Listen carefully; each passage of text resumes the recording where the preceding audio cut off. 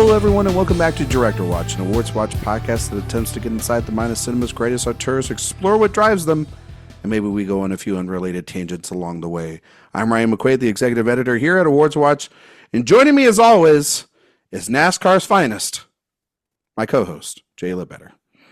Ryan, today we finally settle the debate. Is rubbin' racing? You know I'm what? excited to go through it. I was gonna ask you this today. Actually, it was written down because that's dirty. It's just dirty to do. Look, it's not a racing. It's a question that we're going to go through. We're going to run through all the famous racing films. We're going to talk about Cars. We're going to talk about Cars 2, Ooh. Cars 3, Rush. We're going to talk about Rush. Rush. Although honestly, I don't want to talk about open wheel racing. This is Ferrari, a stock car podcast. No, open wheel. Get out of here. Right. 4V Although Ferrari? Actually, Ferrari, I guess back then they weren't open wheel. No, they. So we can talk about that. We can talk about that. Was that the craziest car chase, or I guess like car explosion in a movie that we've had in a long time? Because that I was about to say the craziest car chase was O.J. Simpson. Well, yes, Jay. That is very slow car chase. Yeah, very slow. But really helping out the TV cameras. But no, I just remember. I mean, you saw Ferrari in the theater, and last year, and that may be one of the most gruesome things I've seen. Maybe the most horrific scene of the year. Yeah, It's in my opinion, a great film. I think it's pretty good. Maybe we'll have to get our guests' thoughts on Ferrari today. I'll tell you what. I think Days of Thunder is a little goofier than Ferrari. You think so? Yeah, I think Ferrari is a little bit of a goof. Though, I mean, like Shailene Woodley does have an accent problem. Laughs. I'll tell you that. That's the thing about Ferrari. Our guest today is a contributor over at AwardsWatch.com. It's our good friend, Miss Karen Peterson. Karen Peterson, welcome to Director Watch. Thank you. I'm so glad to be here. How are you guys? You already understand the vibes going on the show, Karen. I brought up OJ way too soon. Way too soon. You pulled the trigger too soon. Too soon. And he just passed away too. It's just not. It's too soon. All of it. Too soon. I don't think it's ever too soon for an OJ joke. Okay. All right. Is an Abraham Lincoln joke too soon? Always. No. Oh, they're man. they're one in the Abraham same. Lincoln jokes always. Fair. All right. Karen, thoughts on Ferrari? Did you like Ferrari? I did not love Ferrari, but that scene is still burned into my brain. Very visceral. And Penelope Cruz, though. Penelope was great. I wish she had a little bit more. Yes. But Shailene Woodley though. I mean, knocked it. She was there. Best supporting actress of the year, right, guys? It's pretty awesome that she showed up every day to perform and gave it her all. She did do that. I think Adam Driver's got to stop doing the Italian accent. Yes. I think I love the guy. I think he's a phenomenal actor. He's got to put it aside for a couple of films. I have avoided all Megalopolis trailers. I assume he's doing the Italian accent. No. Oh, I didn't even think about that. I just assume he's doing it. No, he's not. Because it's set in New York. Francis Ford Coppola, of all people, is not making him do an Italian accent. Well, I mean, is he doing a Brooklyn accent? Like, what's he's kind of just doing, regular Marriage Story. Adam Driver punching voice. Walls. Yeah. Okay. Punching walls. See, that's when he's good. Yeah. I think when he tries to do it, well, I mean, I have different thoughts about Marriage Story itself, but I think he was Marriage good in Story that. podcast. Yeah, he is good in that. That movie's just. Oh, do we have two Marriage Story skeptics on this podcast? Very much. Yeah. I don't don't even love it, but I'm. Are you just like agnostic on it? I guess agnostic is probably the phrase. I just it's too one-sided. It's too one-sided. I think Johansson's not actually really that good, and I don't like Dern. That wall, though. I think Dern's better in. Oh, Dern's fun. I think she's better in Little Women. Thing. She's doing her I'm glad that she finally has an Oscar, but I wish that was not the movie she got it for, because I don't think that was isn't that anywhere near her best work. The Oscars? Isn't that like? Oh, here he goes. The mission statement of. He hasn't done this in a while, Karen. You brought it out of him. Shoot! Dang it! I opened. You brought out Cynical Jay. And and this whole show has been designed around the fact that you've tried your best to be better at covering the awards. And buddy, you just it's not slipped even, it back on like a glove right there. It's not even being better at covering the awards. It's just knowing the awards. And I will say, shout out Kevin Jacobson in the runner-up is.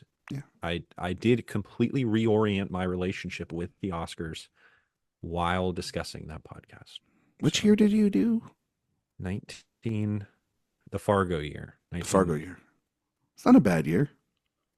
It's a very interesting. Quite a good year. I had to watch The English Patient again, which is not my favorite thing to do, but I actually really like The English Patient, but even then I wouldn't have picked that for Best Picture. So. What would you have picked, Karen? That year? Yeah. Do you have to look it up? Do you have to look it up, or do you remember? Yes. See, you got it. Yeah, I get it. English Patient, Best Picture. I mean, Fargo was nominated. Fargo was nominated. Yeah, definitely. So it was 1996. So it would be. I was going to say, was that the Jerry Maguire year, or was it the year before the Jerry Maguire year? 1997. No, because not the Jerry Maguire year. Okay. I'm looking it up. Hang on. This is what the listeners love to hear. Is tip tapping on my. Love hearing us. So it was The English Patient. It was Fargo. It was Jerry Maguire. Thank you. It was Shine. Was that year? Yeah, it was Shine and Secrets and Lies. Then Jerry Maguire would have been my pick. Jerry Maguire's a good movie. Mm-hmm. Fargo's good too. Those are both 5-star movies. Jeffrey Rush has one of Tom Cruise's Oscars.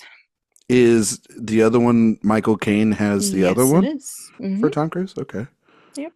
Secrets and Lies, though, really good movie, though. It Top is. notch, Mike Lee. Shine is a movie that exists. Yeah, for some reason. That's a good Fargo is great too. This is actually not a bad Best Actress year. You got McDormand for Fargo, Blethyn for Secrets and Lies, Keaton for Marvin's Room, Scott Thomas for The English Patient, and Watson for Breaking the Waves.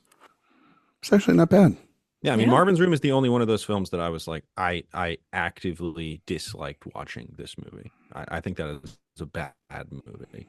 But I think it's not a bad movie, but it's definitely not a fun. pleasant movie.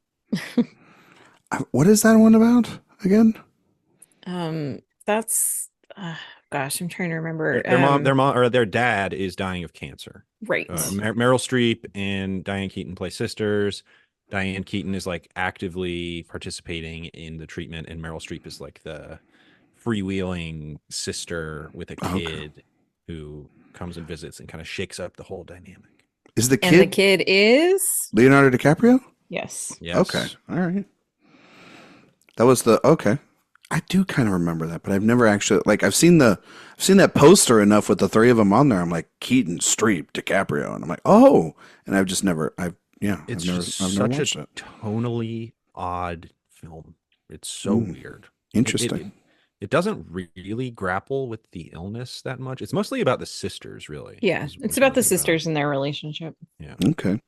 Well, you know what is not part of a Best Actress conversation, and also not about sisters, and not about sisters, is Days of Thunder. It's the movie that we're here to talk about today. I'm super excited to have Karen on to talk about Days of Thunder. I mean, we just talked about Top Gun, which is an ultimate pantheon Tom Cruise film. Yes. But I even, with my skepticism of that film, it is because of the culture has deemed it to be that. But we had to have a Tom Cruise expert on the show, Jake, because that's what Karen is. What if Top Gun was on 4 wheels, baby? Yeah, exactly. So, I mean, we kind of want to, you know what? It's funny that you mentioned that, Jake, because I was thinking about Chris Tapley's podcast about Speed and how Speed wasn't able to kind of transfer their formula to a boat. And no, they weren't. Yet the Top Gun format was transferred to the NASCAR race in a lot of ways. So you kind of have to think about that kind of interestingly worked for Tony Scott, and they cracked a formula, is what I'm saying. Well, did it work is the question. Well, that's what we're here to figure out. Yeah. But before we get into, it's not as bad as no matter what you think, it's not as bad as Speed 2 Cruise Control. That's true. That is Out one the of way right now. one of the worst movies ever. Shout out Sandra B. Yeah, she really. Yeah, that paycheck. Poor Willem Dafoe. It's just a bad movie. You know, like it goes in like the pantheon of like just bad ideas. Is Like, it just- true they're doing a third one? I just read this the other day and I was No, like, it's wait, a- this has to be a E3? joke, right? No, they're not doing it. It's that Tapley asked him about would they consider doing it a third. Oh, okay. And like they kind of what the real answer was before Good Morning America and everybody got a hold of it is that they would love to work together again before it's all said and done, because they have. Which I would really like to see that happen. Yeah, because they I have love the amazing. Lake House. Oh, is that yeah, the Lake House? Jay, you've seen the Lake House? I have not. No, Oh man, you haven't I seen the Lake really House. love that movie. It's so good. The Lake House is like that's like an ultimate movie of just like the logic of this thing doesn't make any sense. But you got two movie stars that are hot for each other, and that mailbox is opening and closing. All right, and Christopher Plummer's really good as like Reeves' dad in the film. Chris Yeah, Plum. It's good. It's a good movie. Evan Moss Backrack is in it as Keanu's brother. There you I go. might watch it soon. Mhm. It's a good one. I think you and the Yeah, wife. Let's break the format and just do a Keanu series. No. I'd be here for that. Well, yeah. Oh, we're gonna break the format just for Keanu alone. Yeah, we're Well- gonna do the director wash becomes actor wash. Actor Sick wash. I'm sick of directors. Right No, now. you're not. You're not because Over. we've got spreadsheets that say that's different. But before we get into Karen's thoughts on Tom Cruise, before we get into her thoughts on Tony Scott, before we get into Days of Thunder, there are movies in between. Yeah. Top Gun and Days of Thunder, and we're nothing if not completionists on this podcast. And Jay Well, I Ledbetter. Well, Jay Ledbetter is. I slack off. It's a bad habit, but I have seen the two films. I didn't rewatch them, but I have seen the two films that we're going to talk about in between. Jay, do you want to say what the two films in between are that we're going to talk about just briefly here? Yeah, so after Top Gun, which obviously was a massive success, he gets back together with Don Simpson, Jerry Bruckheimer. They're like, what can Tony Scott do next? He's on fire. He attaches himself to, at the time, one of the biggest movie franchises, Beverly Hills Cop. He makes Beverly Hills Cop 2. Yes, he kinda does. is just like, that's fine with me. Let's continue this hot streak. And he makes Beverly Hills Cop 2. And originally, like, there's actually a really interesting story to Beverly Hills Cop 2, where originally it was going to take place in Paris. They were going to break the mold. I don't know if it was going to be called Paris Cop or whatever. But Eddie Murphy said, I don't want to go to Paris. I'm living a great life in LA. Let's do it in LA again. And actually, even more interesting than that, before Beverly Hills Cop was even released, they had a TV show scheduled based on Beverly Hills Cop, which was going to star Eddie Murphy. And Eddie Murphy was like, at that time, it was like, I'm not going to be a TV star. Movie star, TV star were two very different things. Well, he had done the TV thing with Saturday Night Live, so there was no right. He was said, trying. I'm not going back. I'm not going backwards. I'm going forwards. And so they do Beverly Hills Cop 2, and Simpson and Bruckheimer, they turn it into more of an action movie than kind of the comedy of the first film. The first film was an action comedy leading on the comedy. The second film was like a true blue blockbuster. And Yeah. I don't like it as much as the first one. I think it's pretty good. I definitely wouldn't say it's great by any stretch of the imagination. And I don't know. It goes to the Playboy Mansion, so you got that going for you. It's kind of offensive. It's a lot more violent than the first film, but I do find that it has enough Tony Scott in it, even though it is certainly more an Eddie Murphy movie than a Tony Scott movie. Eddie Murphy just decided, I'm going to be the coolest human being that has ever existed on the planet in Beverly Hills Cop 2. He's basically MacGyver meets like Frank Sinatra meets the funniest person ever. So Eddie Murphy, I guess. But the movie in general, I think is very interesting.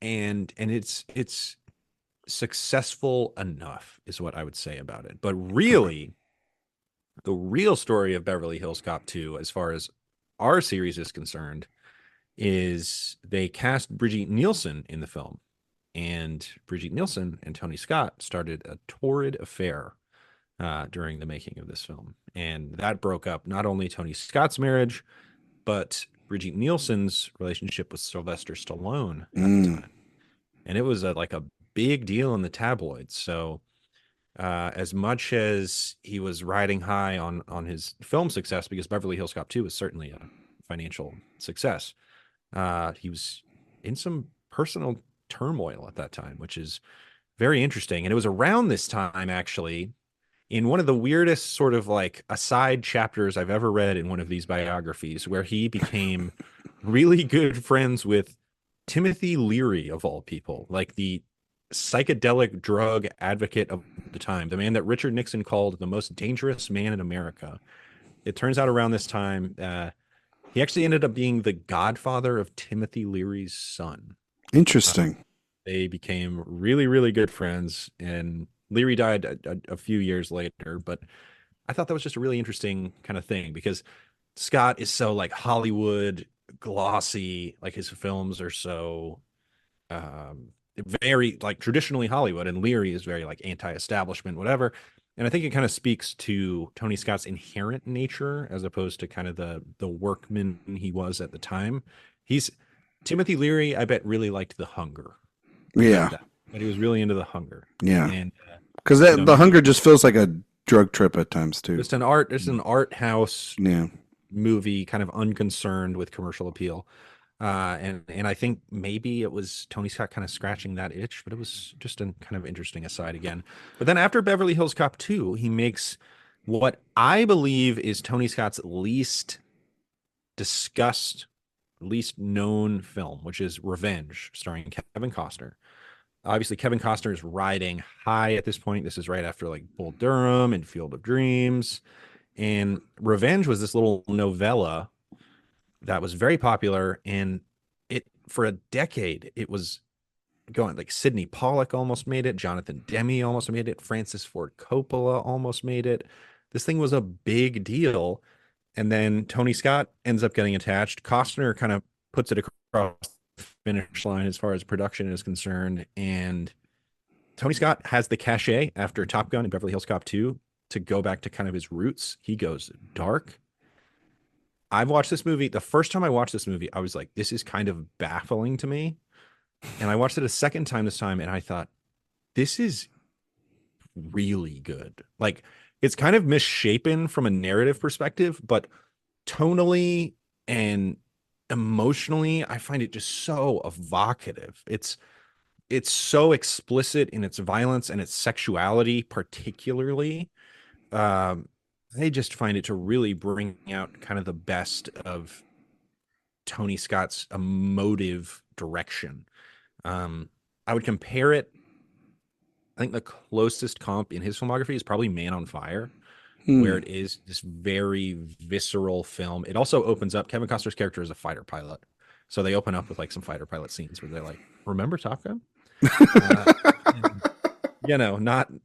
Not many people saw this film, so that didn't really pay off at the box office. It ended up being dumped in February, and he had some problems with the producer. He didn't have a final cut. There's actually the kind of definitive version of the movie at this point is his director's cut, which one of the rare director's cut that chops off 20 minutes, makes it over 2 hours to about an hour 40.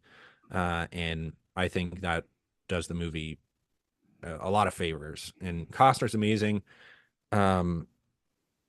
Oh God, who's the female lead in it? Meredith Stowe, right? Madeline Stowe. Madeline Stowe. Sorry, she's awesome. She's a gorgeous woman, and she's great in the movie. I was kind of like really taken with this the second time I watched it, so I recommend everybody watch it. The content is really adult. Like it is going, especially with the sex scenes, it is going about as far as you'll see a Hollywood film go. And it was failure. You would recommend it on like Easter for the family?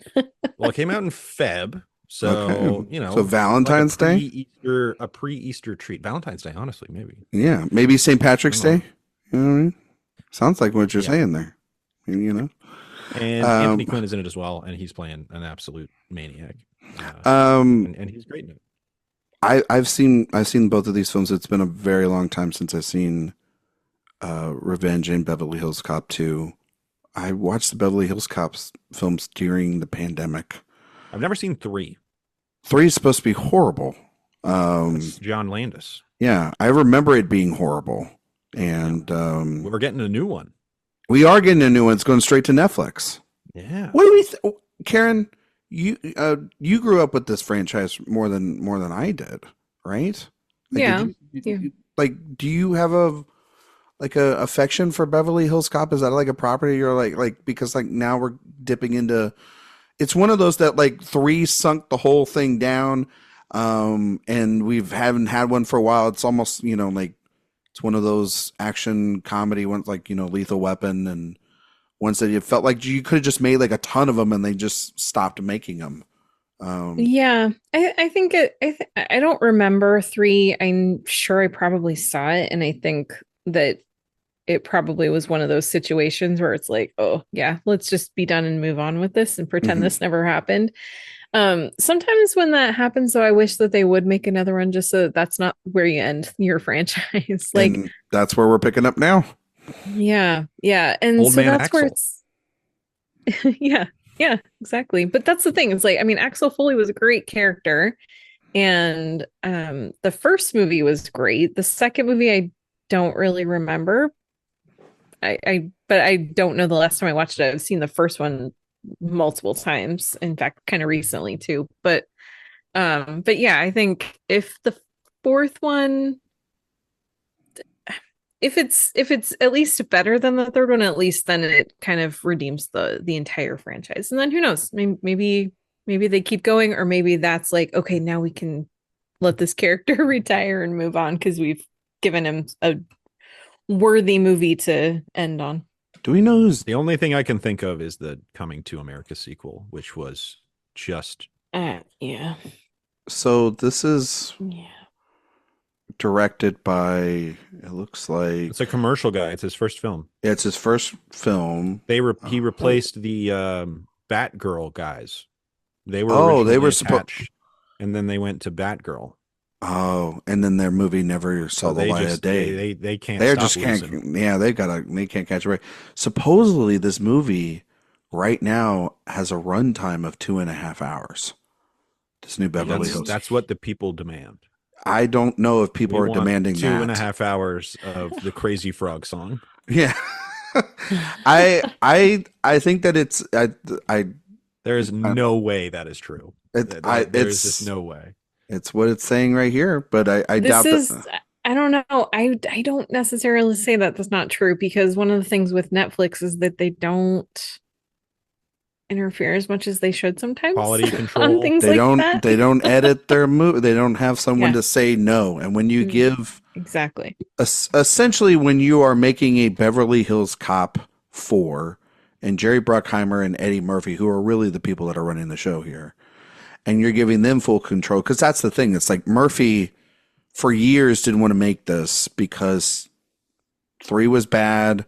He didn't want to touch it, and they're kind of pretty much ignoring a lot of 3 and going back to more like the characters from 1 and 2, and obviously a studio didn't want to give them all the money in the world, even though I think it's with like Paramount has made a deal with Netflix to kind of do it. It kind of makes sense too, because like Bruckheimer.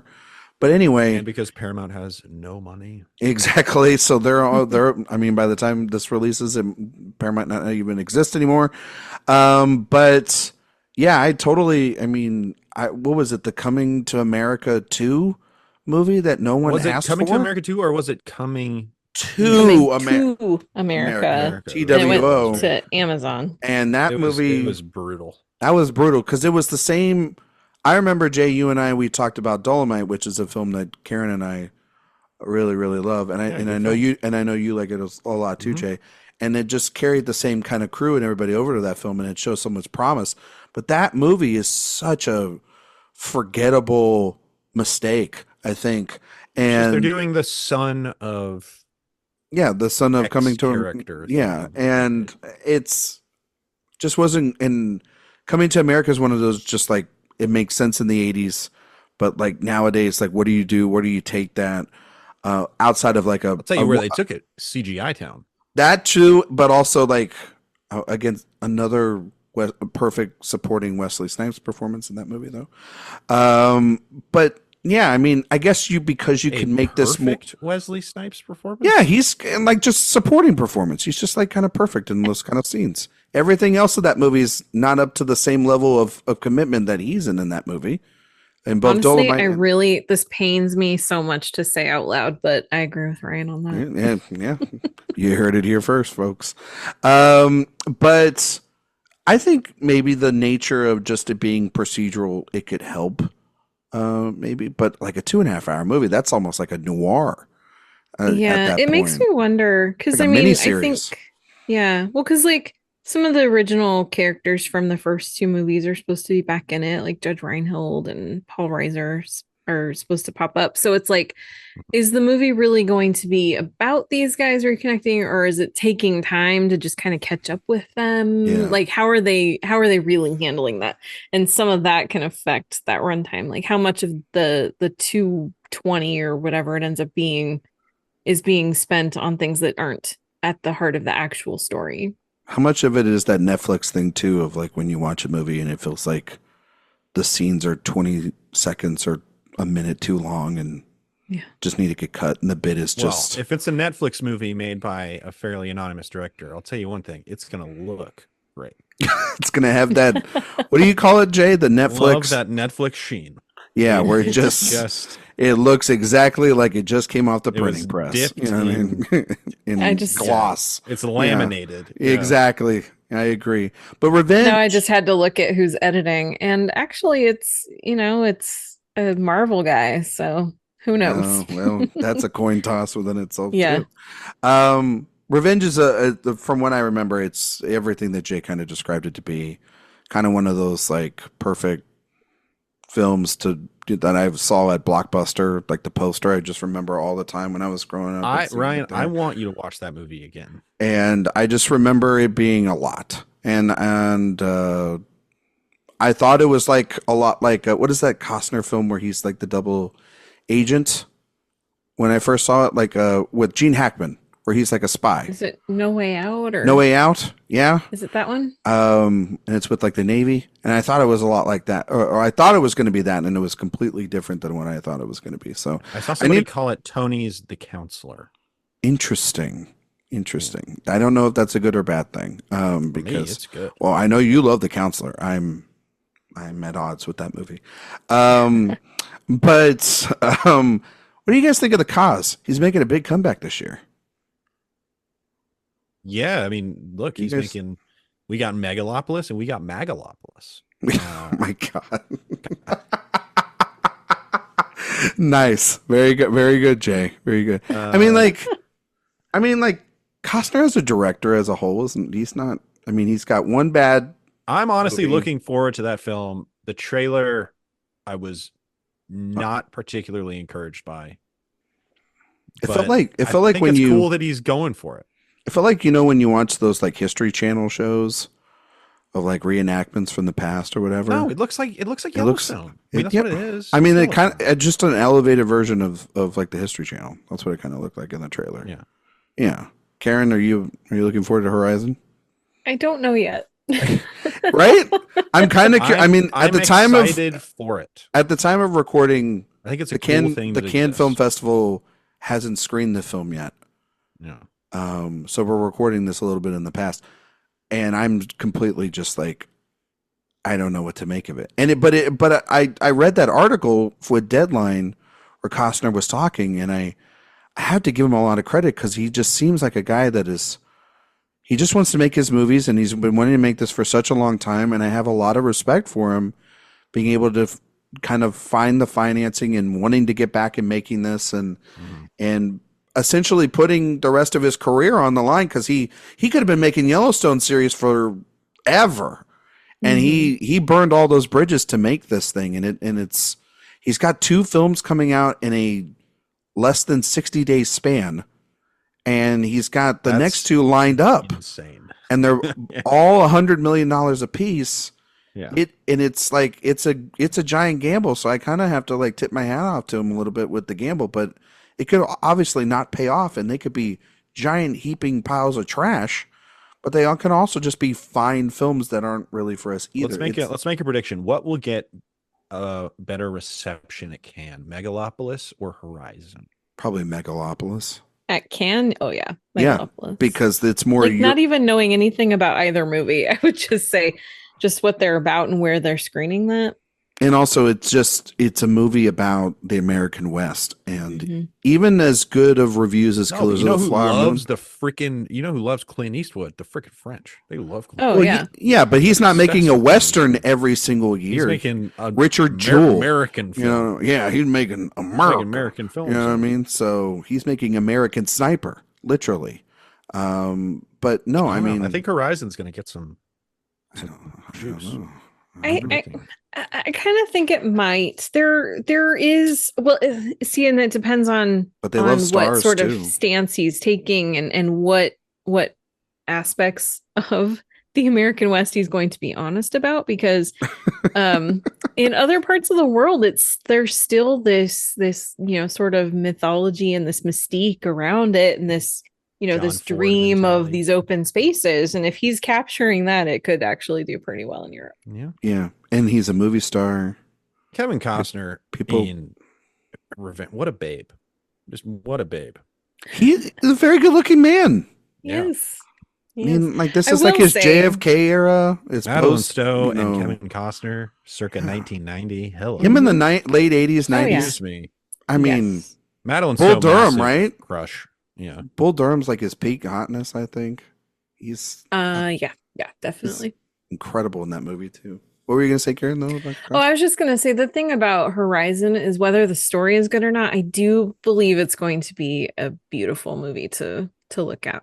And I think it'll make, on a technical level, it'll be really pretty. And I do think it'll make money. So digital in the trailer. I think it will make money. Digital. Yeah, but I mean, also, you think it'll make money? Its budget's massive. It's only make some money. It's 100 a piece, so it's not too bad.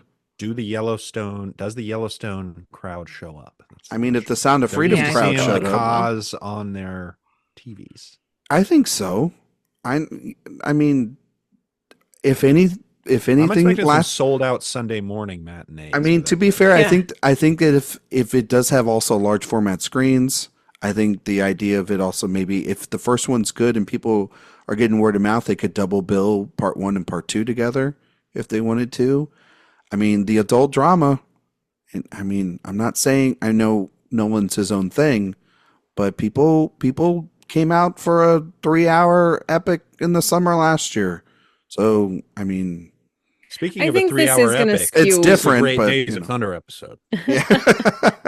But that being said, like, no, I'd Revenge. Go watch it. It's an interesting film. Revenge kind of rocks. Revenge kind of rocks. We'll have more to say on the cause when we do our Costner series down the road and have to do 4 episodes on Horizon, an American saga. Sorry, American Saga. American Saga. The Postman, one of the worst follow-ups to a debut, a Best Picture winner. There's a lot. There's a lot of bad stuff there, but also too, I'd say his best movie actually, if you're going to watch a good Kevin Costner movie that he directed, Open Range. Really good movie with him and Duvall. I just watched The Bodyguard for the first time. Yeah, not for the first time. For the first time. Yeah. Did you like it? Mediocre as hell. Okay. Well, that's disappointing. But the thing about Speaking of Robert Duvall.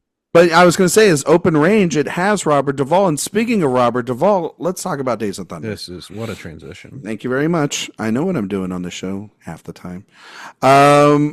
Karen, there's 2 questions I got to ask you, and they're very important to this episode. One, well, I guess it's a multitude of questions, but the 2 important questions is up front is your relationship with Tony Scott.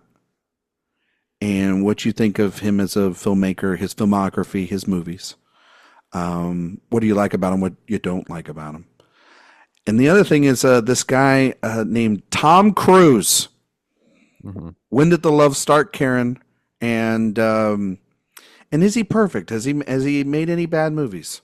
Well, Ryan, you're forgetting about the most important question of the series. Oh, the most important question. Oh, yeah.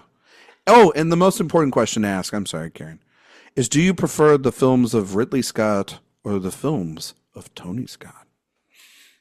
Scott Face Off. The Scott Face Off. You got to ask the question.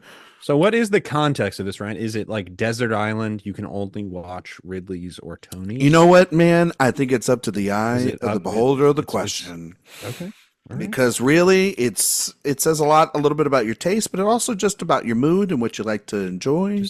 Most of the time, you personally. Most of the time, you're going to watch these at home. You know what I mean? So, you know. I'm waiting for the Revenge revival. I'm telling you. Theater. Sometimes you want to watch Dominoes. Sometimes you want to watch Exodus, Gods and Kings. All right. Do you, though? No, I was just throwing it out there as a different comparison to probably the lesser of their films. This is an Exodus household.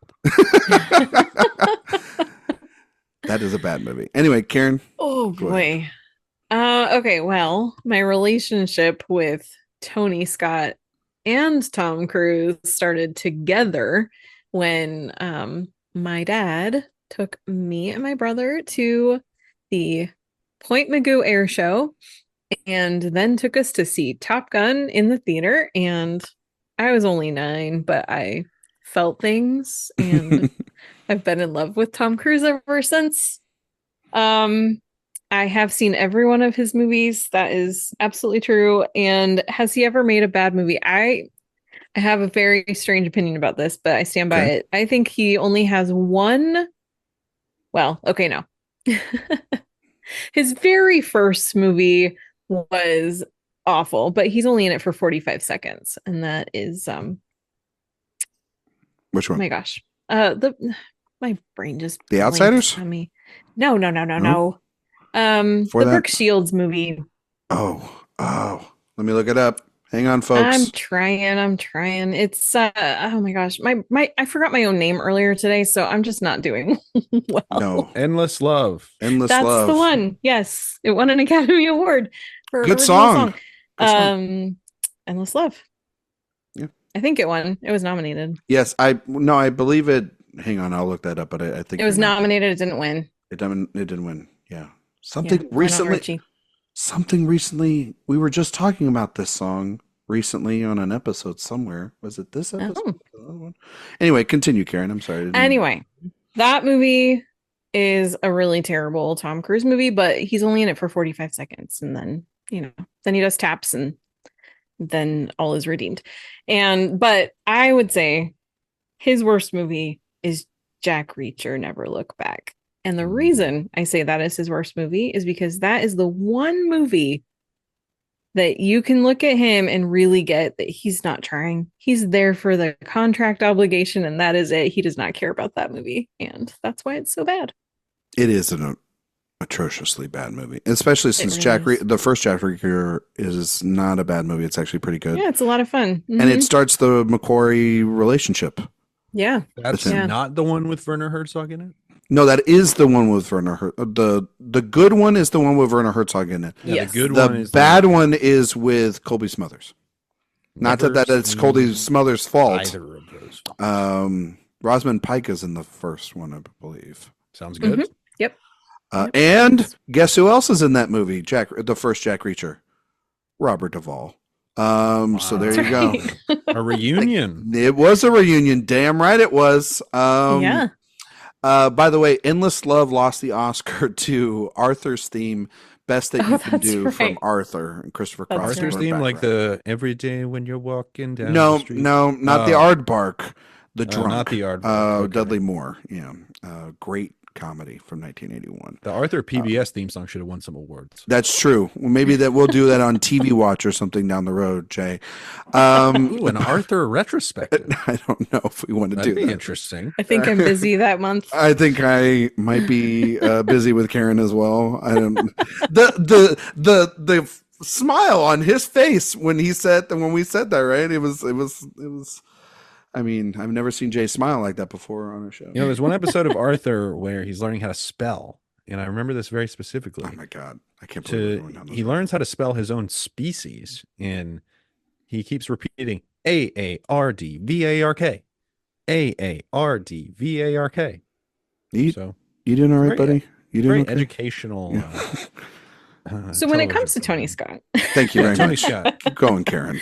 yeah, oh man, the question of Tony or Ridley, that is so hard. That's I know. like an impossible question. Well, it's the type here's of why. hard-hitting journalism that we're asking here at Director Yeah. Watch. Like, I mean, there are definitely Ridley Scott movies that I love. And there are Ridley Scott movies I do not. And there's the same for Tony, but I think honestly, I kind of think Tony's in general are more fun. Yeah. And also Tom Cruise-y. Yeah. Tony in the lead so far. The Riddler only worked with Cruise once, right? Yeah. Legend. For Legend. Mhm. Which I don't Not like. super into that movie. I don't like that movie. It's not one of Tom's strongest. But it's got an amazing Tim Curry in it. He's really good in it, right? Tim Curry is amazing in everything. As the bad guy. Mhm. But this is like this movie, obviously Top Gun 86 transitioned into Let's Talk About Days of Thunder. Yeah. Which is 3 movies after Top Gun, to be clear. No, well, yeah, about like 3 or 4 movies, depending on when the release of The Color of Money was. But 86 was the year of Tom Cruise. No, I meant for Tony. Yeah. Oh, yeah, for Tony, yes. But for Cruise, it's a big year, 86. He's got Top Gun, biggest movie of the year. Mm-hmm. He works with on this movie called The Color of Money. Yeah. With this little director up and comer. No one's ever really heard of him. His name was Martin Scorsese. Mm-hmm. And he also works with a legend in Paul Newman. And it's a big part of his life. He still talked about it. I saw him talk about this on Graham Norton, some stuff that what he's learned from Paul Newman. He talked about it when he won, I think his special Palme d'Or a couple of years ago when he took Top Gun Maverick to Cannes, of just how important Newman was as a figure, not just for Cruise, but for that entire generation. That he is the movie star that every movie star nowadays, one of at least the movie stars that everybody in terms of being not only just a great actor, but a philanthropist and just a decent human being in general is what Paul Newman and Joanne Woodward. Salad dressing. Yeah, salad. But the salad dressing paying for these. Paul Newman seems like a cool dude. I mean, the salad dressing and the popcorn paid for all these charities in this like summer camp for I believe for like the disabled and all these for these kids, and it's like the documentary The Last Movie Star that Ethan Hawke did 2 years ago or a year ago or whatever, phenomenal, because it shows you the sacrifices that they made in their marriage and how it wasn't all the bed of roses that we thought, and the fact that by the end of their lives they just wanted to make movies together, and it's just beautiful. Anyway, he makes Cocktail, which is an insane fun movie. I'm telling you, when I saw whatever that Tom Holland movie was, I was like, where is the Cocktail sequel where Tom Holland plays Tom Cruise's kid? Oh, you're talking about in Uncharted. Uncharted. When he's like the bartender at the beginning of the film. Mm-hmm. Cocktail 2, I'm ready for it. Honestly, that would be a torch passing. Short guys, mostly in action films. I could see it. It would work. It would totally work. I mean, like, I don't think that Holland is. Let me tell you, Hollywood is trying to turn Tom Holland into Tom Cruise, and it is not working. No, but I'll tell you what Tom Holland doesn't have are performances in like Rain Man and Born on the 4th of July, which are really great performances, really great dramatic performances, and even Color of Money too. There's a film called Magnolia that he's quite good in. Yeah, but that's later in his life. But by this point, when he's doing Days of Thunder, he's got an Oscar nomination. He's been in like the highest grossing movie of the year and a Best Picture winner. Mm-hmm. You know, like he's working with auteur directors. He's a mega star. Yeah. And so when he gets to this film, this is a movie that is the marriage.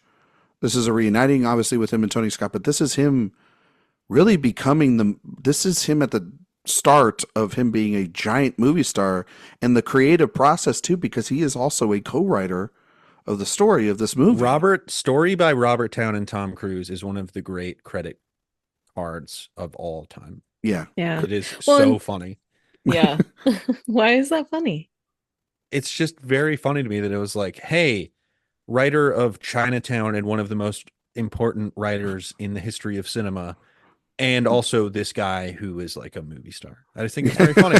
And then it's honestly even more funny when you talk about the production of this film, which I'll talk about briefly. So you talked about him working on The Color of Money with Paul Newman. Yeah. Paul Newman is very famous for being a car enthusiast. Mm-hmm. Yeah. And during The Color of Money, he took race car driver. He took Yeah. Tom Cruise down to Daytona Superspeedway Yes, he did. and said, Tom Cruise, would you like to drive a stock car around Daytona Superspeedway for like 3 laps? And after that, Tom Cruise was like, that was pretty sick. Jerry Bruckheimer, Don Simpson, I think it would be cool if I made a race car movie because race cars are cool.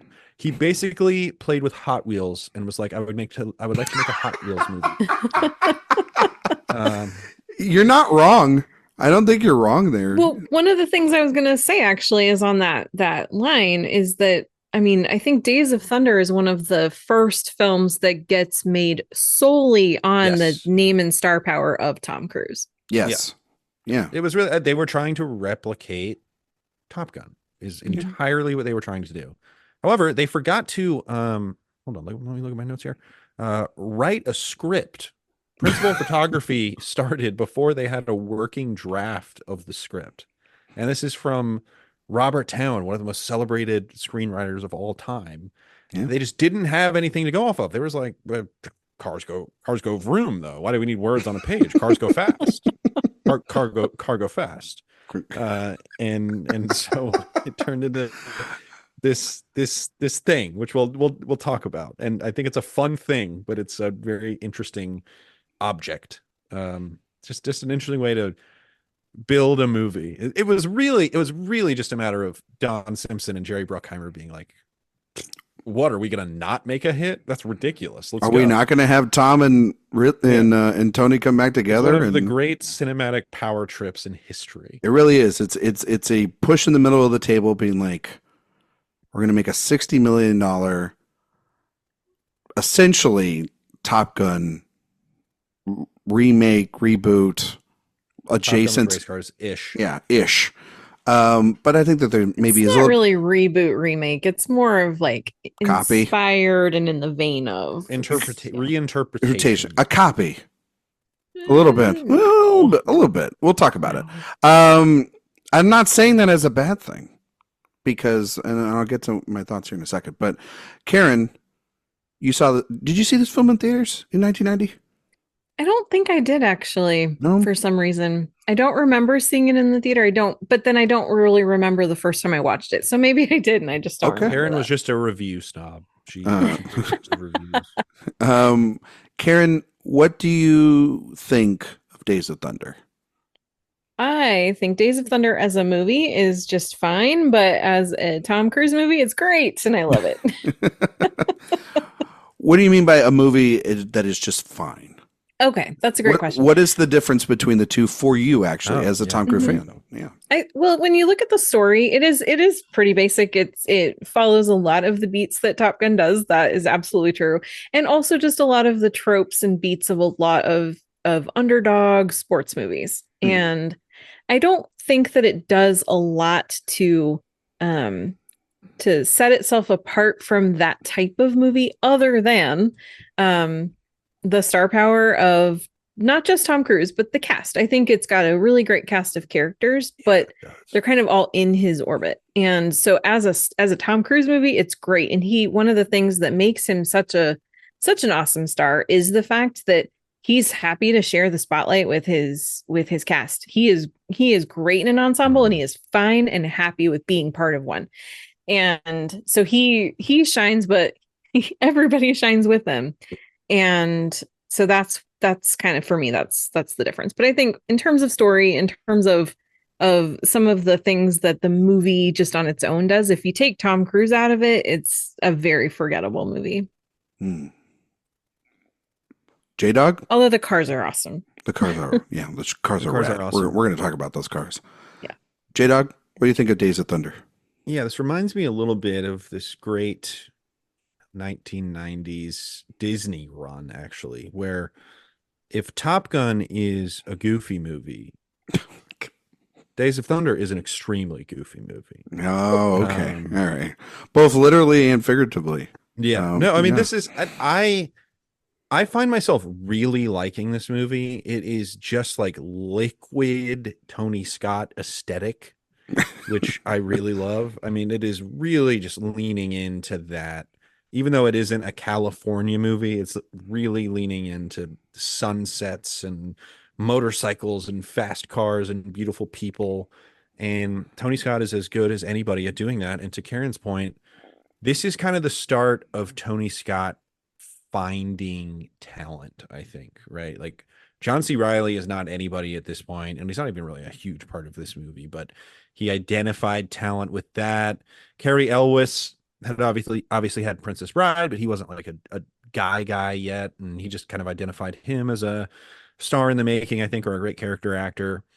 And it is an incredibly fun movie if you meet it at its wavelength.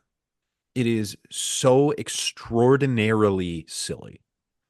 And if you're willing to accept that, you will have a great time watching it. And if you expect more from it, which is a fair thing to expect, then you're just not going to have a good time, because this is not even a flawed film. It is a hard movie to like if you're not meeting it on its terms. I mean, for God's sake, there's a wheelchair race in a hospital in this movie that's played like some sort of epic confrontation. But Tom Cruise does have that star power, man. I mean, he's just sort of an undeniable movie star. And the history of this film in and of itself, just thinking about when this movie was made, it was like, this is going to be the movie to end all movies. Like, this is the movie of its year. And it's remembered now as this gigantic disaster. It really wasn't. It made $160 million internationally, which I don't think anybody was really drowning in the aftermath of this film, but obviously it wasn't what they wanted it to be. It was still the 13th highest grossing movie of its year, which is not amazing for what they wanted it to be, but it wasn't as bad as I think its reputation would lead you to believe. But it's a fun film. I think Robert Duvall is actually very good in it. Love a freeze frame cut to credits. Just love that, especially when Robert Duvall is racing Tom Cruise on a track to victory lane. I have a lot of fun with this film, while certainly acknowledging its many, many flaws. Yeah, I'm going to say something really controversial here, and I know what you're going to say, and I disagree with this wholeheartedly. And Karen's going to get mad at me here in a second. Uh-oh. I think this is a better movie than Top Gun, and I like it more than Top Gun. I think you're just wrong. And I just enjoy it. I just enjoy the fun I have with this. The characters feel so much more lived in. I think the thing about Top Gun, and I love Maverick, and we talked about that on the last episode. So it's not me hating on like the Top Gun property, because Maverick is a grade A, awesome movie. Makes me cry every time. It's an all-timer. It's a movie that I think Iceman versus Rowdy. I'll take Rowdy. Oh my God. I'll take Rowdy. I'll take. We've got maybe the that's where worst take on this. Listen, I think that Top Gun has the great thing of its sequel is better than the original, and those I agree with that. And very hard. And I think that the I'm thing waiting about for Days of Thunder too. Hey, let's sign them up. Let's go. There's a problem. There's a couple of problems with that, and we'll talk about that with maybe just the cast itself. But I think the thing I like about this a lot is that thing that Karen talked about, is the relationship he had with the ensemble, with Cruise. Cruise is, at this point, by this time, he's more of the leading man that we know him to be. He's much more seasoned as an actor, and him opposite Duvall in this movie is incredible, in my opinion. Like this movie hinges upon those two having a pretty tug and pull, dynamic that from the beginning you can tell both of them just like don't like each other, but they meet in the middle and they develop a very close relationship here that I completely bought into. Yes, there's like keep your ties. Yeah, I mean, wear down your ties. That is like what Karen was talking about, a perfect training montage, right? Of like a boxer and his coach, right? It's almost like this movie actually is more like Rocky at times than it is Top Gun, because it is the car, and their relationship and building that up. And the first half of that's actually one of the biggest problems of the movie. Oh no, I love it. His rise to fame is so fast, and then they also don't really indulge in that very much. And then all of a sudden, boom, we're on to the meat of the dramatic meat of the story. But it's also just like it's a movie. Again, he wins one race. Yeah. All of a sudden, it's like he's a superstar. He won that happens a lot. Like somebody hits. It happens in every sport. Like when somebody wins a major, not to get into side tangent, but when somebody wins a major, he doesn't win a major. He wins in like South Carolina. But when somebody wins an underdog, wins, then they're like, oh, well, this guy can win anything at this point. Or like, they win a race and it's leading up to a big one like Daytona. And you're going like, well, it seems like the odds-on favorite. And then he doesn't just win one; he wins a couple of those before the big injury happens. So it's not just he starts having essentially a really great rookie year, and then it's derailed by this his ego and this massive injury, which I like the stuff with him and Rowdy. I think I think what happens with Cole is like once he wins that first race, now he has the confidence to know that he can. And that's kind of what the whole thing about this, when, from the beginning, when Randy Quaid's like, I want you to take a look at this driver, and trying to convince Robert Duvall to basically come out of retirement to coach him. And it's because they know that there's something in him, but he needs to actually know that he is capable of it. And so once he does, so his rise to stardom, in reality, it is very fast, but they kind of have to take a little bit of a shorthand because the whole thing is we're going to get to Daytona next year. And so they don't have a lot of time to do that. And I think that they do a good job of building that and selling it well enough that you can go with it in the context of this movie. Also like a racehorse too. Like when a racehorse wins a race, you know, and then they find because they break it of its habits, right? And then they're off, and they're just winning left and right, and there's no rhyme or reason to it at that point. And it's a short window. This unrivaled enthusiasm that does mostly sell that. And I think then, like, obviously the relationship between Duvall's old school way of thinking and Cruise's new way, like Cruise's ways, and them having to meet in the middle, all that stuff's great. The first half of this movie is on a great path. I do agree, I think, with Jay, because I saw Jay's letterbox, and I'm just spoiling Jay's a little bit of opinions on this. I do think when we get to the middle of this movie, it gets a little silly, and it does lose a little bit of its momentum when it starts becoming like a relationship melodrama. I think that, I know this is going to sound really kind of mean, and I'm not trying to sound mean, because I think she is a phenomenal actress. But I think one of the weak links of this movie is Nicole Kidman. Say it out loud. I'm going to say it, Nicole Kidman. I think this of all the Cruise Kidman vehicles that they've been a part of, the three that they're a part of, this is the lesser. But better than Eyes Wide Shut. It's better than No, Eyes Wide Shut is Eyes Wide Shut is, and then there's an Far and Away, absolute masterpiece. And then Far and Away is like, her hair is a little bit curlier in this than it is in Eyes Wide Shut. That's to be fair. I just think that, I don't know. I think the way that the character's written, it's kind of half baked, and I think that she's also. I'm like, is she supposed to have kept her accent? Is she supposed to have done an American? It kind of her accent is a little all over the place. It's a little all over the place here. It is her big breakthrough. So I give her a pass on it, but it is the thing that does kind of stop the momentum going forward. But then when we get to the last 20 minutes of this movie, it flips a switch back on, It knows what it's doing. It's having a hell of a lot of fun.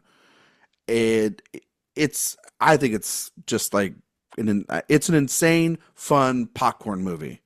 And for me, I will put this one on just because I think its highs are a little bit better than Top Gun, which is like, I mean, it's a good movie, but it's also there. I don't know, structurally, The highs of Top I Gun. get a little bored during Top Gun. I said They're this last episode. I get a little bored during that movie. You know what I mean? Like, You don't get bored during Days of Thunder, but you do. I don't get bored during this thing. But you It's, are it's like, loud, mean that's- machine, and I like it. In You this know what I movie, you're mean? like, oh yeah, that's a choice they made there. I mean, when Not they're necessarily the one I would have made. when they're racing down to meet the NASCAR commissioner, and they have to like get there, and like it's kind of silly gags like that too. It's a little cartoony where they're like, we're gonna go to the rent-a-car place, and we're both gonna drive separately and get there, or we're gonna race each other in the hospital in the Is there like, is there But- this much of you that's like, it's a so bad it's good movie? There's a little bit of that, I think, in the middle of it. There's a little bit of that, but like until his injury, it's just a really fun kind of coming of age, standard sports movie that I love sports movies in general. Like I can forgive a bad sports movie a lot of the time, to be fair. But one of the things, Um, though, that this movie really is lacking, and that Top Gun, really sets itself ahead of most other movies, is a beach volleyball scene. That is true. There is That's no. true. This It is missing noticeably a- lacks a beach volleyball. Well, scene. I didn't. I mean, he's doing volleyball. The fact in that you jeans. think Rowdy is a better antagonist than Iceman is No. That's troubling to me. I mean, like, You still have. We're still I wouldn't recording. ca- You still have some time. To I wouldn't rethink. call. I mean, Ryan edits the episodes. He can take that out if I can take whatever I want out of this. No, I mean, like, I think they both have different. They both provide different things. Like Iceman is clearly more of a villain, or just an antagonist for the most part. There is a rivalry, a competition between those guys, and there's definitely one here. But I think their connection. What's interesting about Rowdy here, it almost is the full through line of Top Gun and Top Gun Maverick. When you really think about that with Iceman, like you get half of that in Top Gun, and then the second half is I brought you back. You kind of need to take over, and you need to solve the kid and everything. I'm not saying that's like a bad thing. I'm just saying like it is the full thing, and you kind of get the full thing here of like, I need you to race my car. I need you to, to conquer your fears as I'm accepting my fate a little bit here. And I don't know. I think Michael Rooker does a good job. I don't know. Michael Rooker does a great job. He's a lot of fun. He's a lot of fun. And especially when they are still antagonists, that is all really great. When it becomes the two of them kind of becoming friends and having this bond, that's where the melodrama is really just quick. like It is a yeah. little quick. Yeah. But also I think in some ways his relationship with Rowdy is sort of a weird blend. It becomes kind of this weird blend of Iceman and almost into a little bit going toward Goose, where he needs to have sort of this tragedy to keep him in the game. Like a contemporary that understands him. Yeah. Yeah. Yeah. Yeah. I'm not saying this is a great obviously A Rowdy masterpiece, can never but- become Goose, but No, and they're not trying to have sex with one another, which is what Val Kilmer and Tom Cruise are literally trying Right. to do in Top Gun. I mean, they are. I mean, it's the sexual chemistry in that. We've every scene. Off we've the unpacked charts. this in the last episode. We have. That is the one thing that this movie does lack is sexual tension, because like that is the one thing that Top Gun definitely still has it for in almost That's every actually maybe the character. one thing Tom Cruise lacks in general as a performer is sexual tension. Oh, I disagree with that big time. I think But I maybe do I think think- maybe later in his career, but like there's definitely What is Tom Cruise's most sensual film? Ooh. The whole Jerry point Maguire? of Eyes Wide Shut Jerry is that Maguire? he is very Mhm. uncomfortable in the face of sexuality. I mean, is it Jerry Maguire? Oh, it's definitely I mean, Jerry Maguire is a pretty hot film. Yeah. Although I've just got revenge on the mind, and revenge. You can't compare revenge to like that movie is hot. They're operating on different levels there. I'm trying to like. Well, I mean, like he's kind of adopted the movie star persona that kind of The Rock does too, where he's almost like an asexual movie star at this point, which is an interesting kind of. I'm trying to look at his filmography to prove you. That's also wrong. how movies are now. That's just how movies are in general. That's not his fault. Yeah. I don't know. I think he's always changing, and his look is always. I don't know. I think he's always kind of had like a. It's not really about like maybe the character. It's more about like him, like his evolution just in the Mission Impossible films alone are just like. Well, Tom Cruise's hair whole thing and his is body by hell or high water, I'm going to achieve my goal in this movie. And in most movies, the goal of the movie is not to find a sexual partner.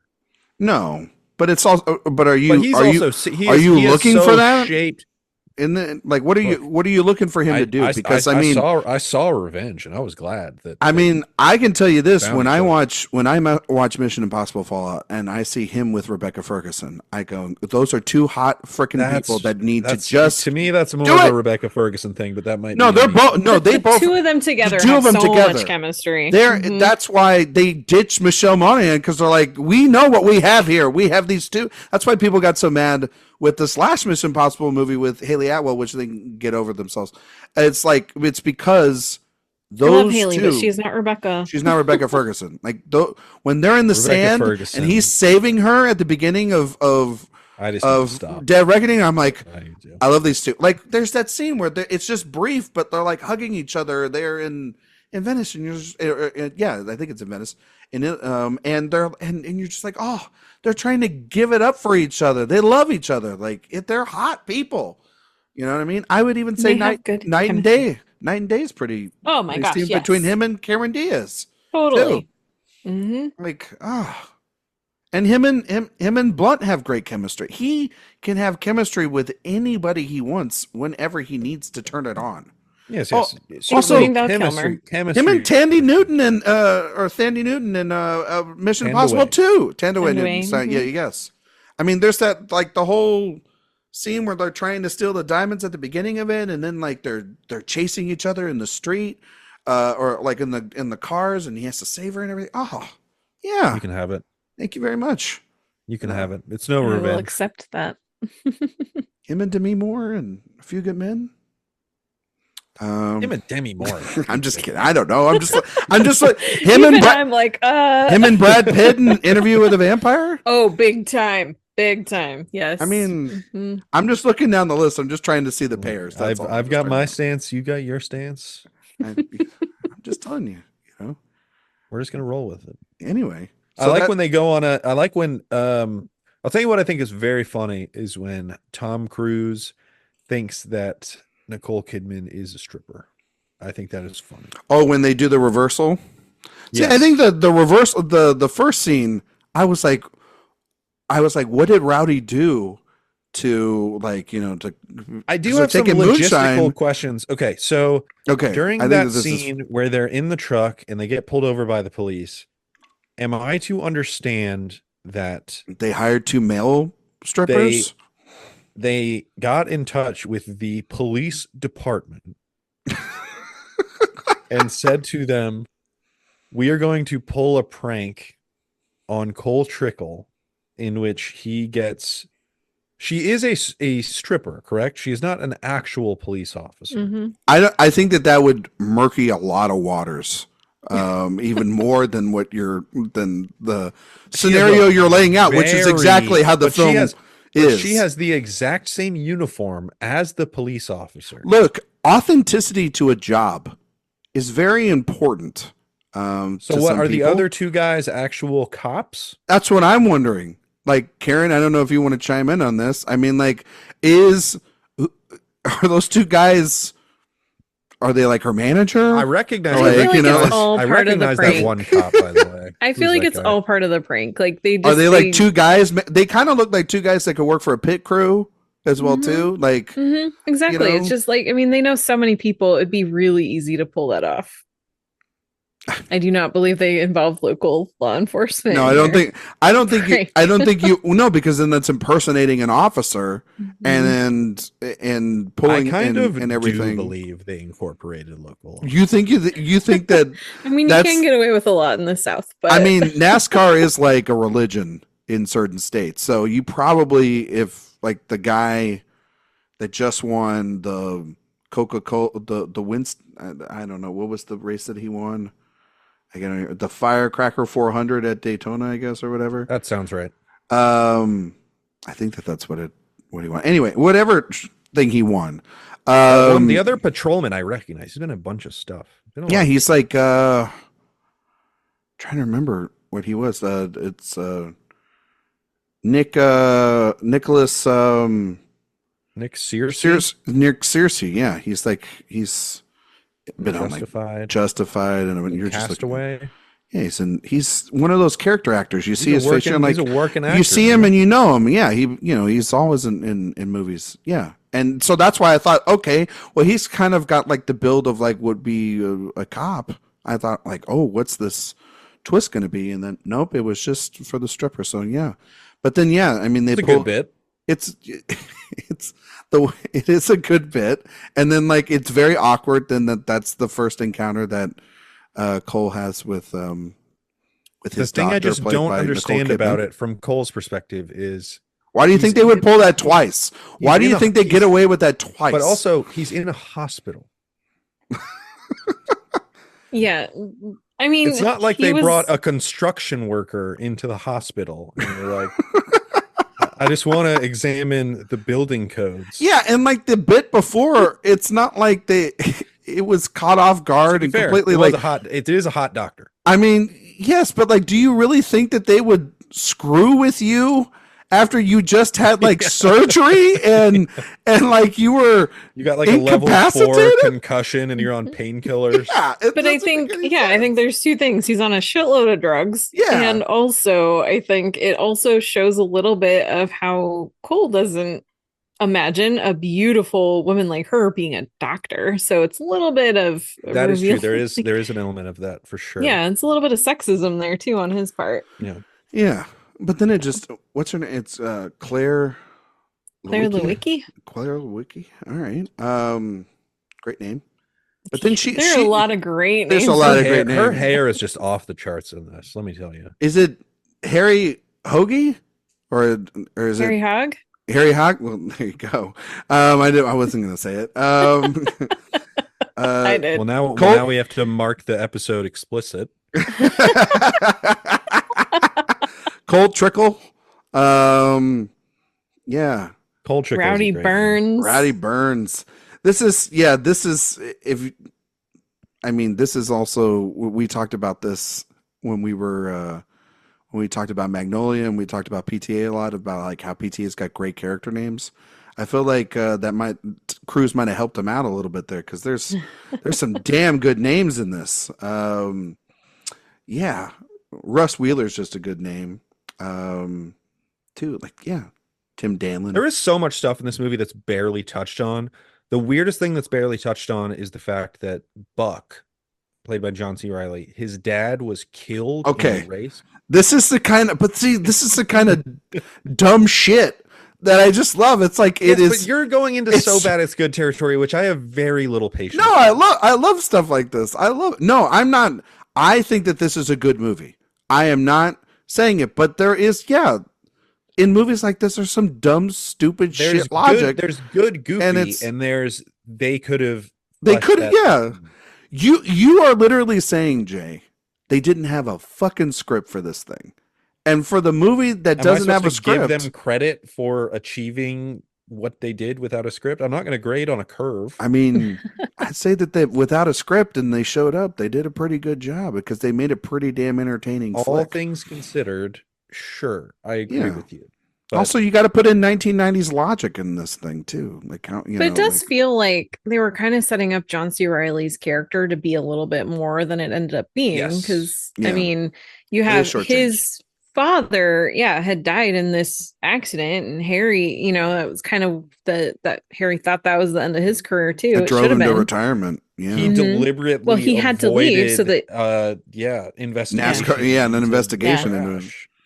I Mhm. do love when Cole does win and they're like, he put on some special tires. Where were on those special tires?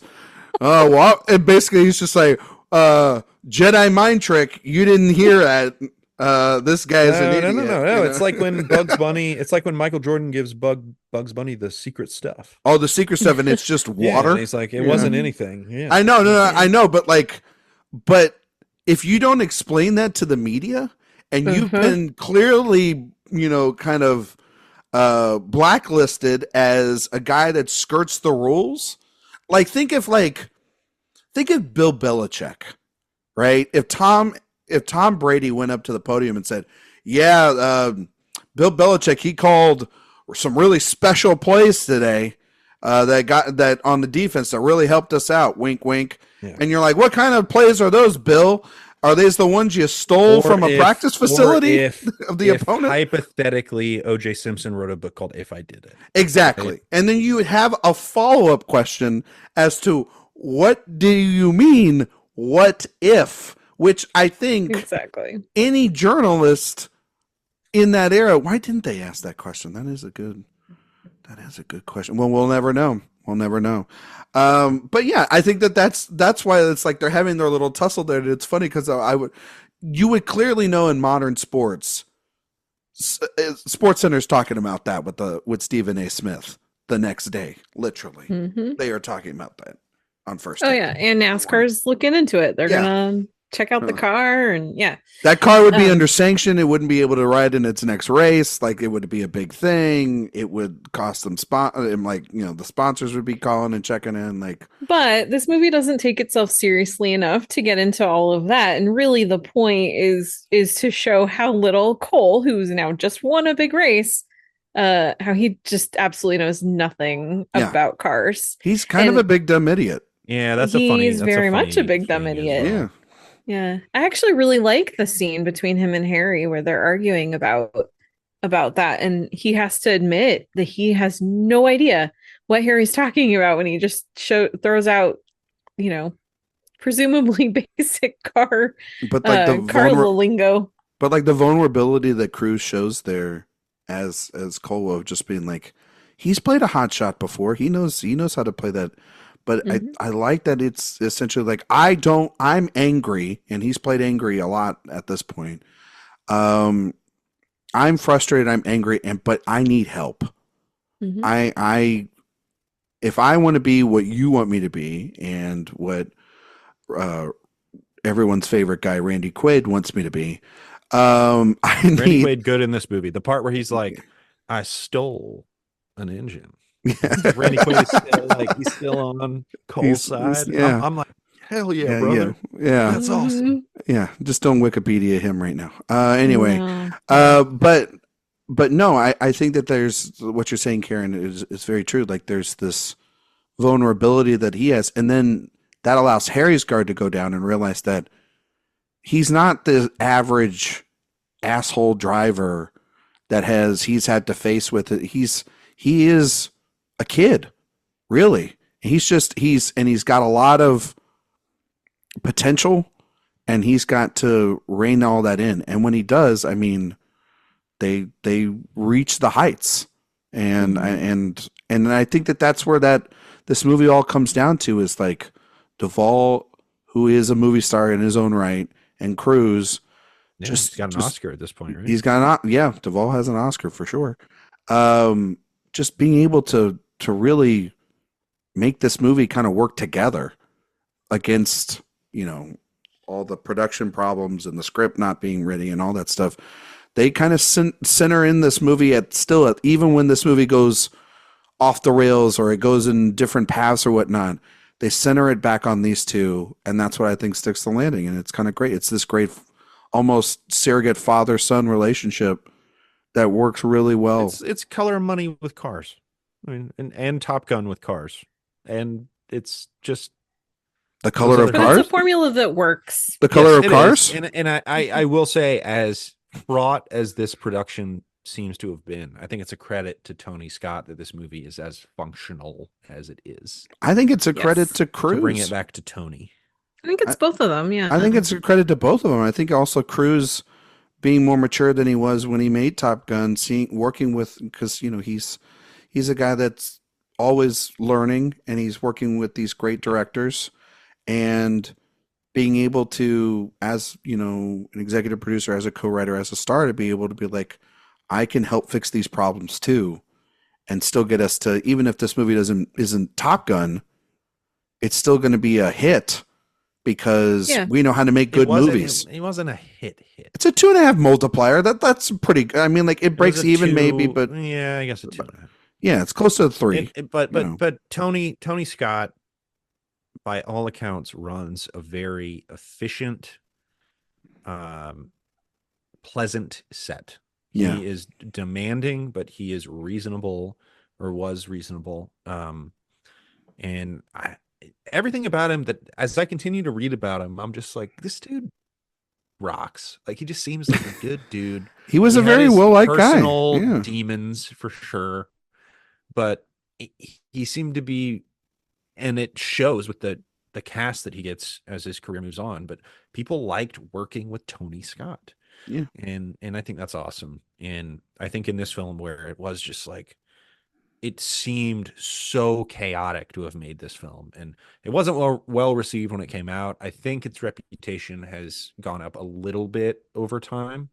But as the achievements of this film, certainly you could put some of it on Tom Cruise because he's one of the greatest movie stars of all time, but really Tony Scott's ability to maintain some level of normalcy on the set, I think, is a huge part of why this reaches the levels that it does, which apparently for Ryan is higher than Top Gun, which is an insane opinion. But I like this movie. Everyone's entitled to their opinion. I suppose.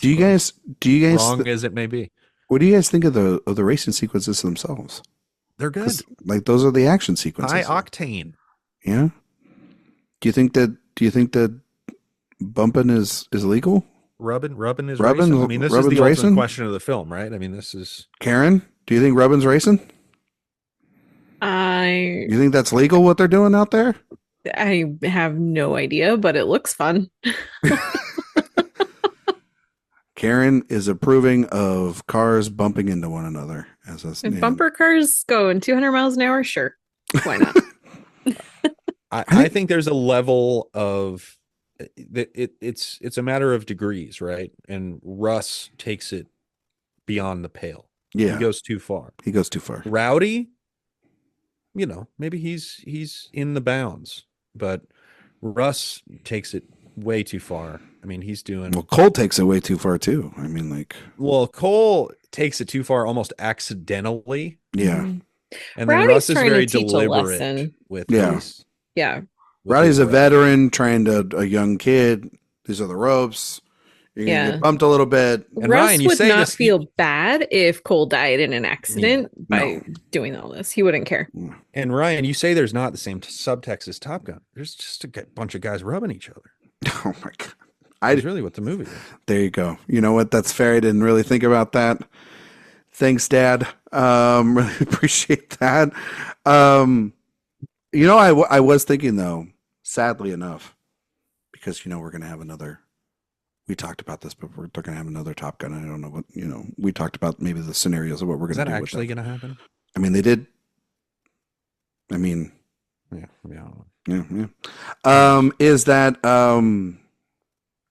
I think this movie could get remade now because the cars are so different and everything. And if that Roadhouse... probably make it an IndyCar movie. Maybe.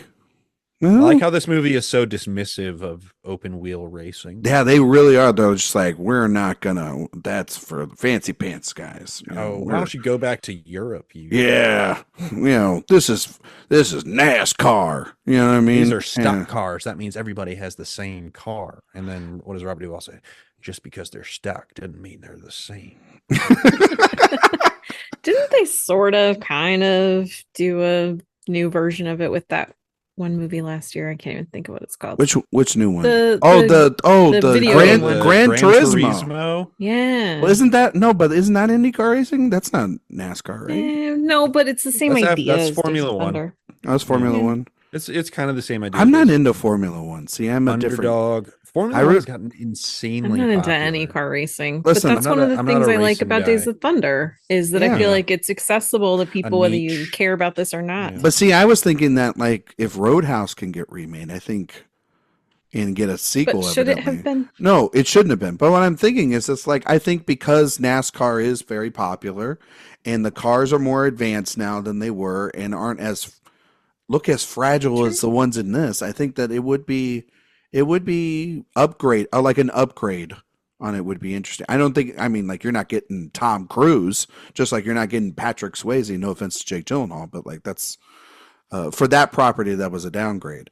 But like you're not going to get, I don't know. I mean, Tom Cruise is not doing a Days You get of Thunder Fassbender. He likes racing cars.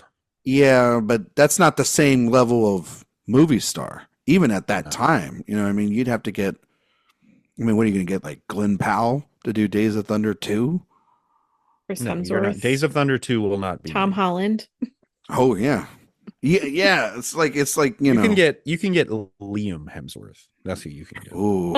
You can't even get the. What about Larry Hemsworth. Oh, man. Y'all are like. Isn't there is a third Hemsworth, isn't there? There is. What is his name?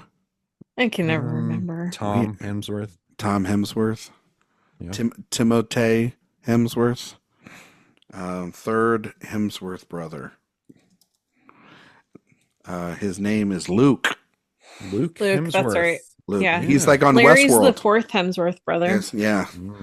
And Mo Hemsworth. I'm just kidding. Curly Hemsworth? Curly Hemsworth. Larry Curly and Mo Hemsworth? You guys ever watch The Good Place? Yes. I didn't know. I watched the first season. That's why Ryan's like, yeah, sure, okay. No, I watched the first. I thought we were doing a Three Larry Stooges Hemsworth is a character. Oh, is he? In Good Place. He is the fourth Hemsworth brother. He is Really? the unsuccessful Hemsworth because he's only a pediatric cardiologist or something like that and saves children. Good. That's pretty good. I only saw there's a bunch of good Blake Bortles jokes in The Good Place. Yeah. I'm just not I'm not a, well, you know what we all also have to really talk about real quick before we get out of here and everything. And before we do our fun game. It is a sports movie, so technically we get to talk about sports on this a little bit. So Karen, you're a sports fan. You don't have to give me that face. You don't have to be mad about this. Because I don't know where you're going with it. No, I just want to know like your favorite teams. Like what is the sport? I know you watch sports. Is there like a particular sport that you cling to more than others? I have two. I'm not trying to set you up and be mean or anything. I'm just like I am. This is just an inquiry. It's just a question. There's nothing. One of my teams is about to start a game right now, and that is the Angels. Okay. Baseball. I love the Angels. Yes, it's been a rough decade. We all had a pretty good player that you decided to. I wasn't going to bring it up, but Jay did. So but you brought up sports. You knew where I was going with that. That's true. And then the other is it still hurts to talk about, but the San Francisco 49ers. Oh, the 49ers. So close, yet so far away. I'm so mad. Karen could be worse. You could be an Atlanta Falcons fan. Yeah, he's an Atlanta Falcons fan. So that's a rough go. Well, I have officially jumped off I'm not a Cowboys fan anymore. Wow, congratulations. Yeah. We have got. Well, you're not going to be happy with who we I have got picked. the front runner of front runners guiding the show right now. Who do you root for now, Ryan? There. I root for the one true God. I root for Patrick Mahomes. And I root for him only so that he can break Tom Brady's record. And that is what I root for. I root for Patrick Mahomes when he's not playing against the 49ers. That's fair. I have a couple family members that are 49ers fans. I have nothing against them. They didn't hurt me. You know? I really like Andy Reid as a coach. He's fantastic. Yeah, I like them a lot. And I can barely see you through the dust trailing behind your bandwagon that you're riding on right now. Hey. I listen. I have my other set teams for my sports, like my Spurs, who were one of the worst teams in basketball, but they have exciting players in the NBA. You know, in Wemby. any sport, really. Yeah, really. He's an international sensation. Well, Wemby fever, baby. And I'm sadly a Red Sox fan. Because sadly, you should be sad about that. 4 World Series in the last. I'm sad at the trajectory of where my franchise has gone and just deciding to be mediocre, and I blame LeBron James for it ever since he became a stake. He's got a little partial ownership, and ever since then they've gone real cheap, and I think I can blame LeBron James for that. And then I'm a college football fan, so Jay knows this. I'm a Texas Longhorn fan, and Jay's an Auburn Tigers fan. SEC. SEC we're podcast. This is an SEC podcast. Karen, do you root for anybody in college football? Do you watch college football? Do you watch football in the college game? I really haven't paid much attention to college football until my nephew went to Baylor and is in the marching band. So I root for the Baylor band. The Baylor band. Ryan, you gonna be buying that NCAA football game? Absolutely, 1,000,000%. I will pay the deluxe edition for that. It has been 10 years since I can play that video game. I had so much fun when I was a kid. This is such a good movie podcast. It's such a good movie podcast, I'm telling you sometimes. But no, Karen. I'm having the time of my life. So. Hey, we're having a good time. We've talked a lot about the movie. So we did actually talk a lot about the movie today. This is the first tangent we've really gone on that's been like anti the audience. It took us about 25-30 minutes to actually get into the movie. But true. You gave us the oral history on revenge. I love revenge. I'm like all of but yeah, no, Karen, I don't know what your baseball team's doing. It's kind of frustrating. I don't think they do either. I don't think they do either. I love your manager. He used to be with the Braves, my team. Yeah. Karen, can I ask you just a real question, and this is for all the Angel fans out there. Do you feel like they wasted Mike Trout's career? No. I actually don't think so either. But see, I feel like Karen knows where I'm gonna go with this question. Yeah, is that Ryan is a Mike Trout hater? It's not a hater. I think it's the fact that I've grown up in a small market my whole life, and I watch greatness every night in the basketball realm in Tim Duncan, but the Bill Simmons and the sports people of the world, they claim that Kobe Bryant was the greatest of his generation. When I watched the greatest player of his generation. Yes, they did. They immortalized him. They straight up immortalized him. And Ryan has this victim complex. If Tim Duncan was playing for the Lakers or if he was playing for the Celtics, he would be right up there with LeBron. He'd be right up there with Jordan because he won 5 championships. Ryan, Tim Duncan is a consensus top 10 basketball player. Yes, but time. I'm talking about him being a top 3 basketball player of all time, which he is. Well, I wouldn't say he is. And so what I say about Mike Trout is that if he wasn't in an LA big market and he was playing for the Pittsburgh Pirates, I don't think that people, or if he was playing for the Milwaukee Brewers, or if he was playing for you're thinking of this wrong. I just think of the second most important team in his market. And also they're not even in LA.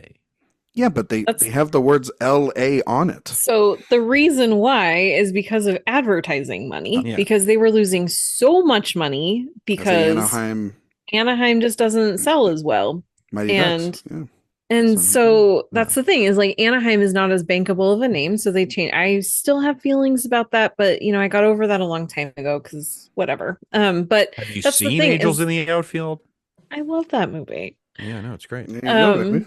But no, I'm just curious if because obviously his injuries are not his fault. No. Mike Trout is one of the greatest baseball players of all time. Of all time. Of all time? Yeah. Yes. Oh yeah, definitely. Yeah. And certainly in the game now, injuries notwithstanding and missed games notwithstanding. But the reason I don't feel like his career has been wasted here in Anaheim is because, well, first of all, he's on my team and, I love that. But also it's because taking out championships and World Series out of the mix, just looking at what he's done for baseball in Anaheim. The people here adore him. He is such a huge celebrity in this part of town. And And he's really done so much for the team. And like, I mean, Shohei Ohtani, the reason he came to California, the Yankees wanted him. Everybody wanted him. When he was coming over from Japan, the reason he came here and the reason that the Dodgers ended up with him eventually is because of Mike Trout. So he does so much for the team behind the scenes that doesn't even get known about or recognized. And so no, his time has not been wasted here. Yes, I would love to see him win a World Series, but I will never begrudge a player for staying with one franchise for his whole career because it doesn't happen enough anymore. Right. Yeah. No. The last person that did it with the Angels. Well, the last person that did it with the Angels is Tim Salmon. Well, the most I think about my team, the Braves. It's like Chipper Jones, lifetime Brave, Hank Aaron, like lifetime Brave. Freddie Freeman is now like split between the Dodgers and the Braves, and it creates kind of this mixed relationship with them. Lifetime players, there's nothing like it. Yeah, I mean, right now it's probably like Trout and probably Altuve for the Astros. Altuve, like Aaron Judge looks like Judge is going to probably be. Well, yeah, but Judge got like he got the golden damn ticket. Like he's a Yankee for life. Oh, you know what I mean? Like, so it's still tough times to be a Yankee your whole life. It actually is kind of a tough time to be a Yankee. Well, that is true. In a hot minute. I know it feels great, doesn't it? To like not have to have the Yankees. Reason why I'm a Red Sox fan is I grew up. My uncle was a massive Yankees fan and obnoxious, so that helped. But then and I watched your uncle. Well, yeah. But no, I watched Pedro and I watched Manny and I watched that David 2004 Ortiz. Those World guys Series was kind of infectious. Well, I started being a fan with them in like 2001, 2002, 2003 when they were. I was like, they're the underdogs still, and it's baseball players that kind of looked like me, looked like my family kind of growing up. I was able to like attach myself to them. And then Aaron Boone ripped my heart out and I hated that. And then the next year, like that whole run was a thrill. And like 2004 was such a big year, or 2003, 2005 era. Cause I was like, my Spurs won a couple of championships and the Red Sox won and Texas won the national championship. And it was like a big, formative, blessed, very blessed life. And then, so that's why it kind of makes sense that I'm a Cowboys fan, because they have sucked for 30 years.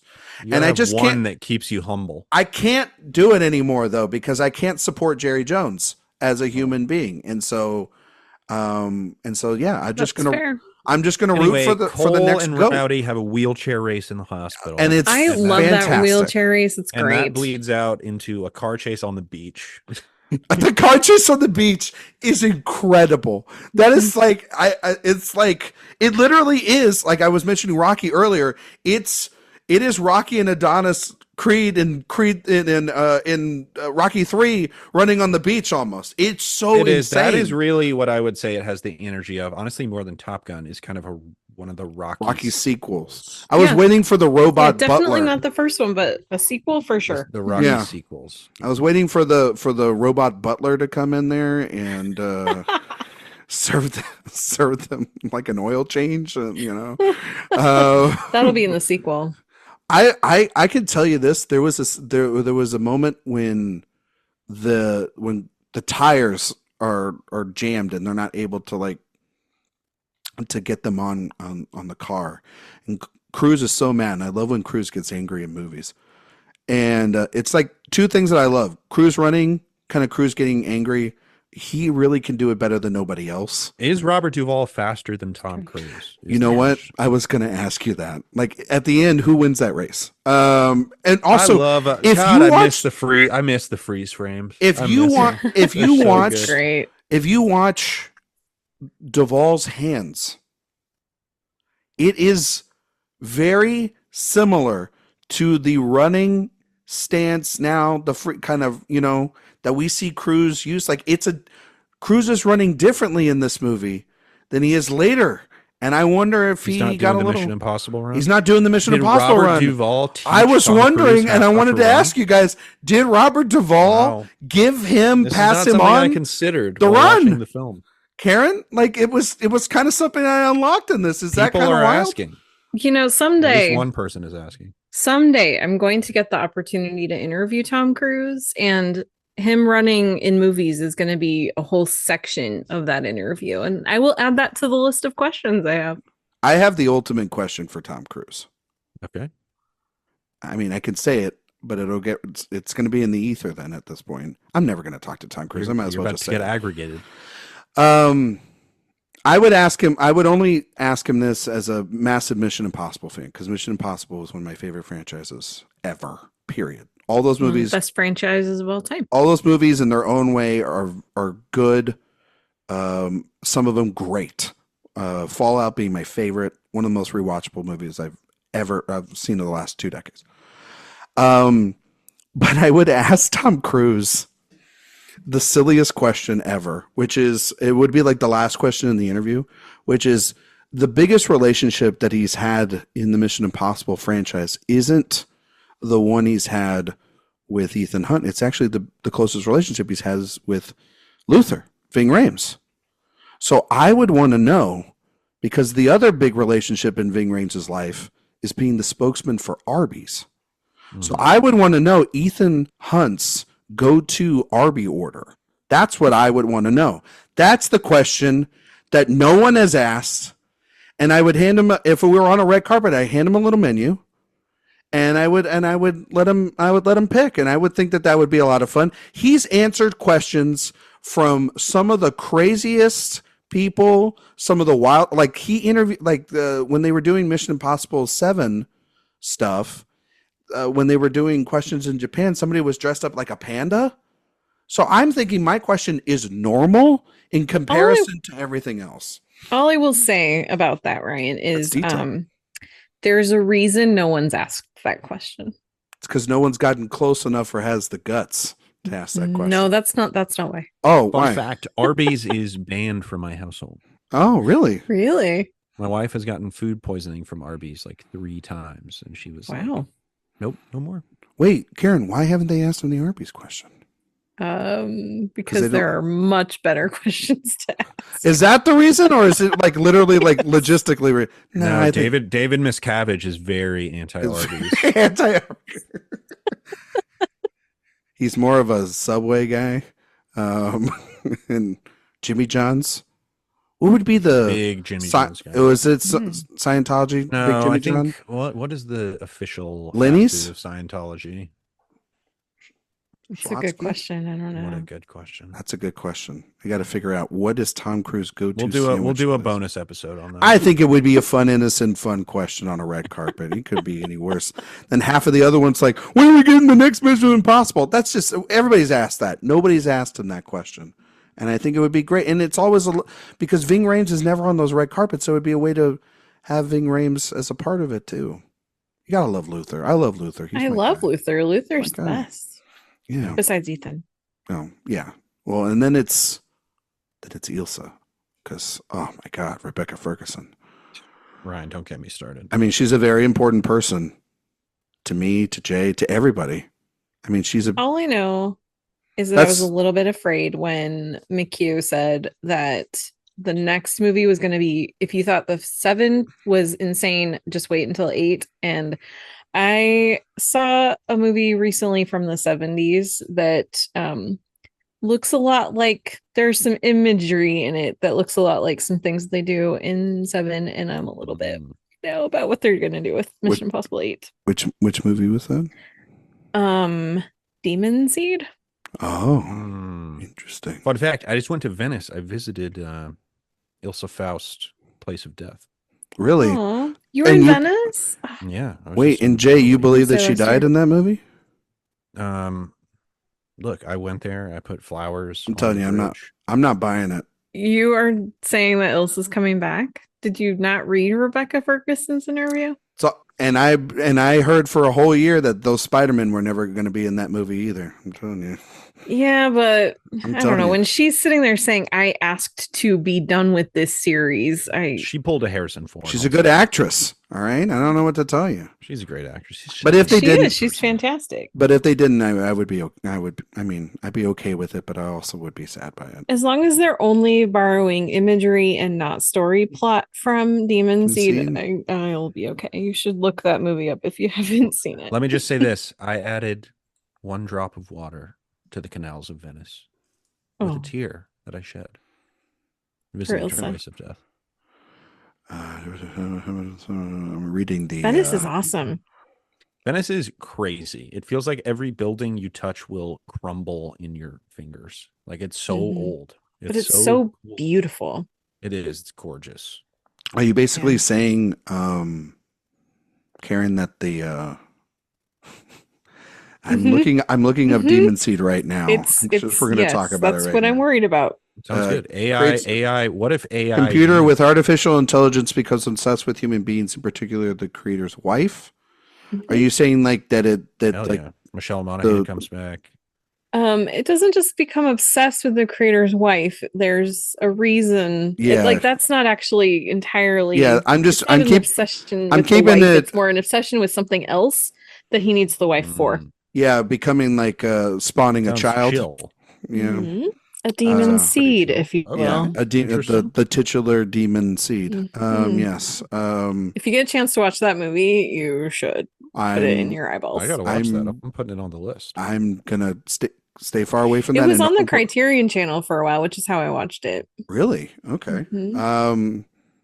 I pray to God now, seeing this, what this is, that I agree with you and I don't think they wouldn't be able to get away with that. They wouldn't be able to get in a Mission Impossible movie. No way. No way. With stuff like that, are you? To going back also to Jay's point too. I gotta watch this. Julie Christie. Yeah, Julie Christie in it. She's great. But also going back to what Jay was saying kind of earlier too, and it actually kind of goes back into Jay's point as well too. It's like, when was the last time Tom Cruise was in a sex scene in a film? Was there a sex scene in American Made? I don't believe so. I can't remember if there was. I don't think so. Yeah, let me think. So the last one would be like what, Vanilla Sky? No, I mean he was in a sex scene Thunder. in Rock of Ages. Okay. He just again, it goes back to, I think Jay's point is that he's not. Again, I think he's at least over time. I think if anything, Karen, asexual. I think if anything, who's the asexual now? Look at the discourse on sex scenes in movies. That's true. But like, who's the bad guy in Seven? Who was the guy? It was Kevin Spacey. No, not that. No, not in Seven the movie. I'm talking Mission Impossible. So you are right. Technically, you are right about that, Jay. God damn it. That was good. Are you talking about Issei Morales? Yes.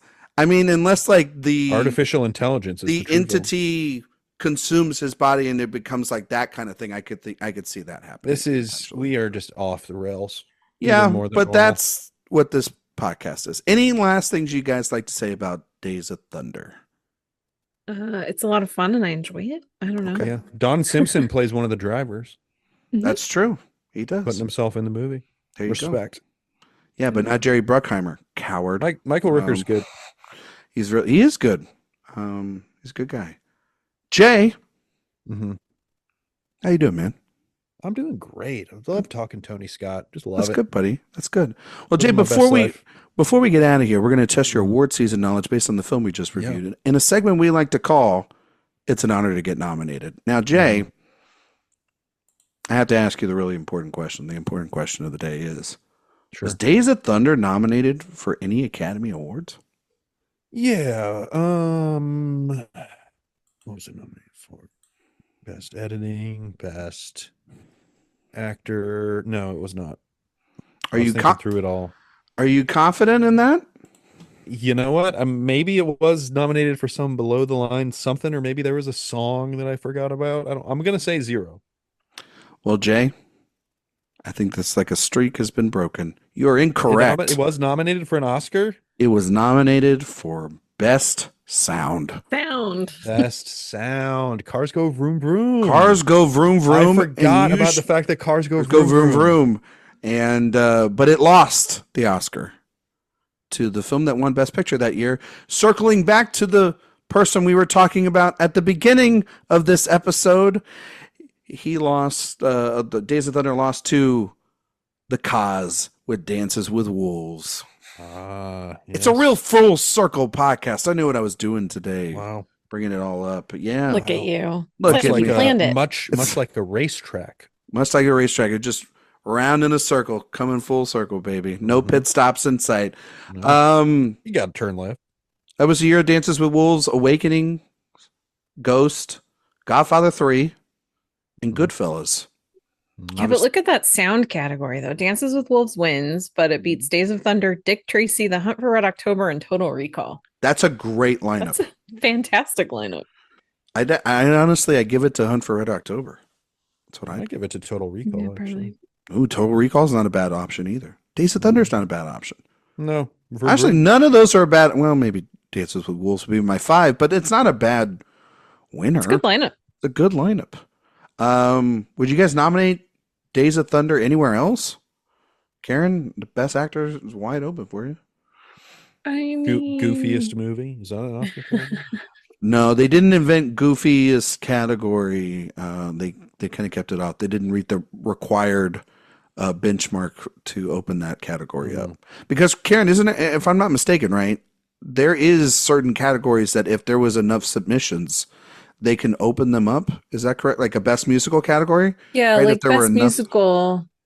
Yeah, there's a category that exists for best musical, and they have to have, I can't remember what the number is, like 5 movies with a certain number of original songs or something to make that an actual category. And it would that happen. And it would be able to nominate like 3, right? In that category. Yeah. If it had 5. It's a certain number of nominations per number of eligible movies. The last time it happened, I think, was like in the 50s or something. They should do that for comedy. Wow. I feel like there's enough comedies. Got to have 10 original jokes in it. Yeah. No AI generated. Any other categories would you guys nominate this for? It's a good looking movie, but I don't think I could justify giving it a cinematography. I don't know. Some of what they capture with the racing. I'm just looking at the cinematography category for that year to see who I would bump out. I mean, I would bet if you told me the nominees, I'd be like, oh, I think Days of Thunder has better. I mean, I clearly would kick out Godfather 3. Yeah, like Godfather Part 3. Honestly, I'm going to tell you, I would kick out Godfather 3 in a lot of categories. Yeah. And I don't know if you're just a megalopolis hater. I don't know if Days of Thunder would, but well, I mean, like, if we're talking are we talking the new cut of Godfather 3 or are we talking the original cut? Because this was the original cut. The original cut that was nominated in 1990. Kick it out. Now, the new cut, better, still not good, but better. I would consider film editing, honestly. Yeah, I totally would. The film editing of this is I'd take out Godfather 3, maybe Ghost. No. Godfather, it can just Days of Thunder can just replace Godfather 3 and in a couple of categories and end of story. That's fair. That's yeah. I'd do that. I don't think I could do that. Well, you know what? If I did throw a performance in, I'd probably throw Duvall in. Duvall is good. I'd take probably Bruce Davidson and Longtime Companion. I'd take him out of there. I'm not taking Pesci out. Andy Garcia, Godfather 3. Actually, I'm taking Pesci out for Goodfellas. Terrible. I'm putting in Robert Duvall for Pesci. I know you're doing a bit right now. But Graham Greene's really good in Dances with Wolves. And Al Pacino is actually really good in He's really good in Dick Tracy. Yeah. I think Bruce Davidson would be the guy, and I would strongly consider Duvall. I mean, like, it's kind of an effortless performance from Duvall, too. It's one of just like, I'm going to come in here and I'm going to be pretty awesome. You got to drive. You got Now, the important question is, Karen, would you nominate Tom Cruise for Best Actor? I love him, but this is not one of the movies I would nominate him for. Although I do believe he should have like at least 5 Academy Award nominations. How many Oscar wins would you give Tom Cruise? At least 2. At least Honestly, 2? at least 2. Mm-hmm. Okay, so it's one is for Magnolia. Magnolia and Jerry Maguire for sure. Okay. He should have that. That Magnolia win, we talked about that on that episode. It's absurd that he doesn't have that. Or honestly, anybody else other than Michael Caine in that category. Because none of those people had Oscars. I kind of think that's how Michael Caine won, is that all 4 of the others split so much that he ended up being the one that got the most votes. Forgot about him and their sisters or whatever. And Tommy C. That's a bad movie too. So Cider Karen, House Rules. As the Tom Cruise expert, what's your favorite Tom Cruise performance? Oh yeah, we didn't ask that. It's Jerry Maguire. Oh, okay. I thought she was going to say it's Magnolia. I was going, what?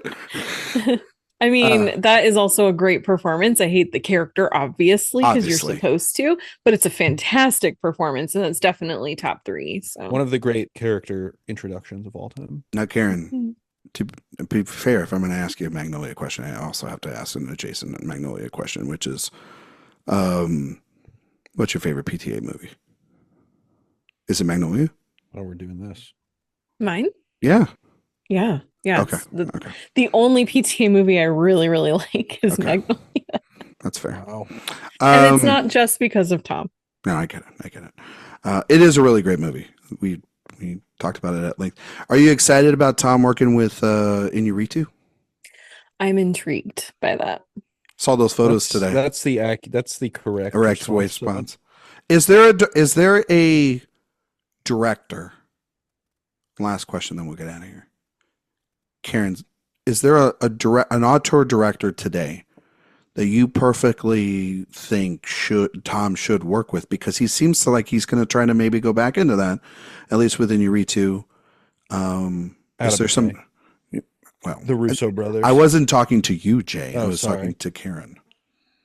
This would accomplish 2 things that I think would be interesting. Tom Cruise has never actually worked with a woman director. I would love to see him in a Greta Gerwig movie. Because they both have this infectious love for cinema. Maybe he'll play Aslan the lion in yes. That would Ryan. That was ESP right there. That was magic. That was pretty amazing. We were one with the car, baby. Yeah. Well, sometimes he's got those long cruise locks. I love long, luscious cruise. I do too. Like when he's in Rogue Nation and he's got that long hair, or Mission Impossible 2 is the true peak. That's the true peak. Yeah. I love I mean, Karen's I'm just saying all You're the just right saying things I already know. Yeah. I'm just speaking her truth. Karen, it's been a blast having you on here for this episode. So fun. Can you tell everybody where they can find you and all your work on the internet? Yeah. Well, you can follow me on social media. I'm on Twitter, but mostly Instagram and Letterboxd at Karen M. Peterson. And I do some stuff at AwardsWatch, which has been a lot of fun. And I also have a couple of other podcasts. I have Citizen Dame, which is a feminist film podcast, and The Watch and Talk, which is just a weekly review show. So that's where I'm at. Go get Karen a follow. Absolute great follow. Go listen to all of her podcasts and go read her work. More work to come over at awardswatch.com from Karen. J-Dog. Yes, sir. Where can we find you? Recommendation of the week, buddy. Yeah, lead with Letterboxd. Find me on Letterboxd. J Ledbetter on there. Twitter at Mr. J Ledbetter. Any writing I'm doing, you can find over at awardswatch.com. I think I've got one thing that I guess will have been out by the time this comes out. So that's exciting. How about recommendation of the week? Oh man, what a Sophie's choice here. I rewatched Midnight Run, a movie I never loved, and I kind of loved it this time. And that was great to have that experience. Charles Grodin was a true gift. And that movie is just a hell of a lot of fun and just a very agreeable, fun romp. So Midnight Run, go watch it. Confession? Haven't Never seen it? Never seen it. Yeah. And I really should because I hear everybody really likes it. It is fun as hell. I will say it is fun as hell. And Robert De Niro looking snackalicious. Yeah? Yeah, he's looking good. A little bit. Little bit. Little bit. Little bit. Snack. Little bit of snack. You look at me. Little snack. All right. By the way, we were just doing Robert De Niro face impressions. Exactly. Great for an audio visual media podcast. Yeah. You can find me on Twitter, Instagram, Letterboxd, or Ryan McQuade 77. You can find all my work here at awardswatch.com. If you like podcasts, we do the main show that releases every Monday because this releases every Thursday. iTunes, Spotify, 5-star reviews. We greatly appreciate that. Over on the website, there's also the newsletter. That's the best way to get our news, reviews, interviews, podcasts, all in one place, sent to you twice a week. I greatly appreciate if you could sign up for that. Movie recommendation of the week.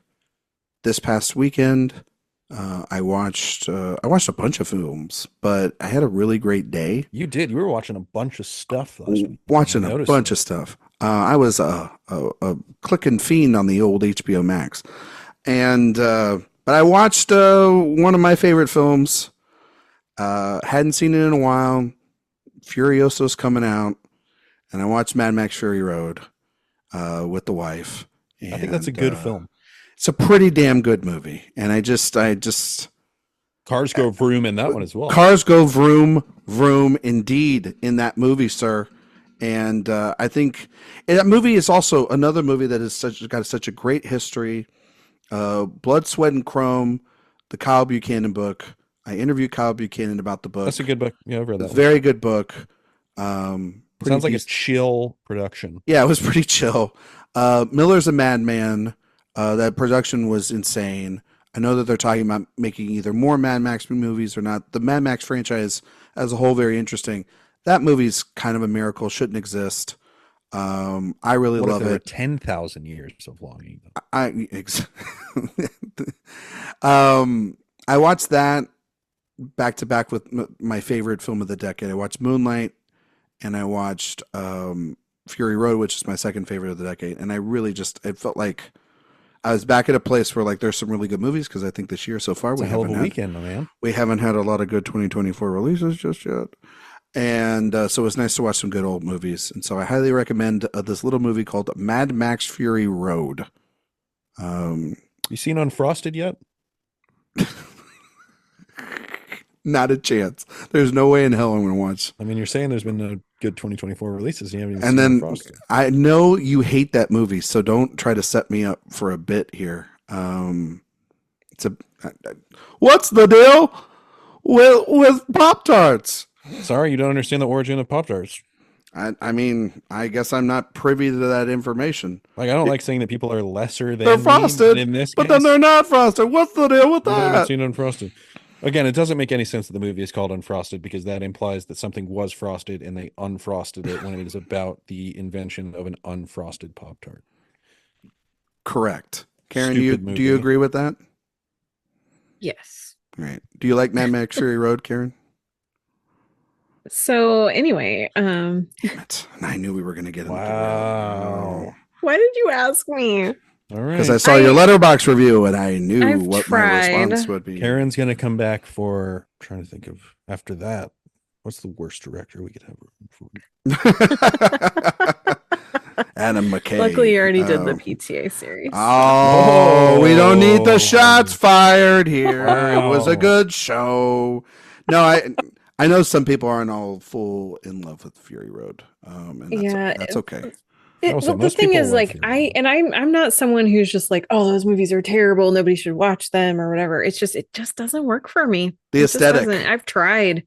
It's all of them. It's not just that one. I've literally watched Fury Road 6 times because I'm trying to like it, and I just never. Well, I didn't force her to do that.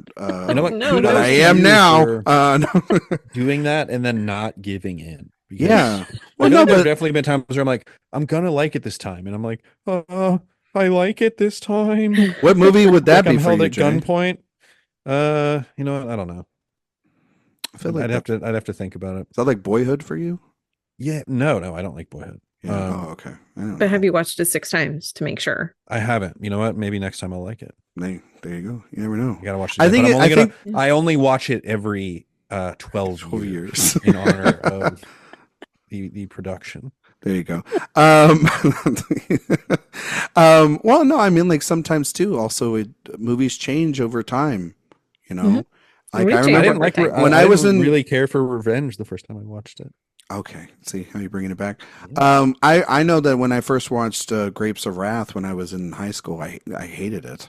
And then a couple of years ago for Kevin Jacobson's podcast, I did it and I watched it and I really love that movie. Jacobson plug show. Well, yeah, I mean we're just helping Kevin out. He needs the downloads. But next week we're gonna be back. We're gonna be talking about The Last Boy Scout. The Last Boy Scout. Yeah. So thank you all so much for listening, and we will see you all next time.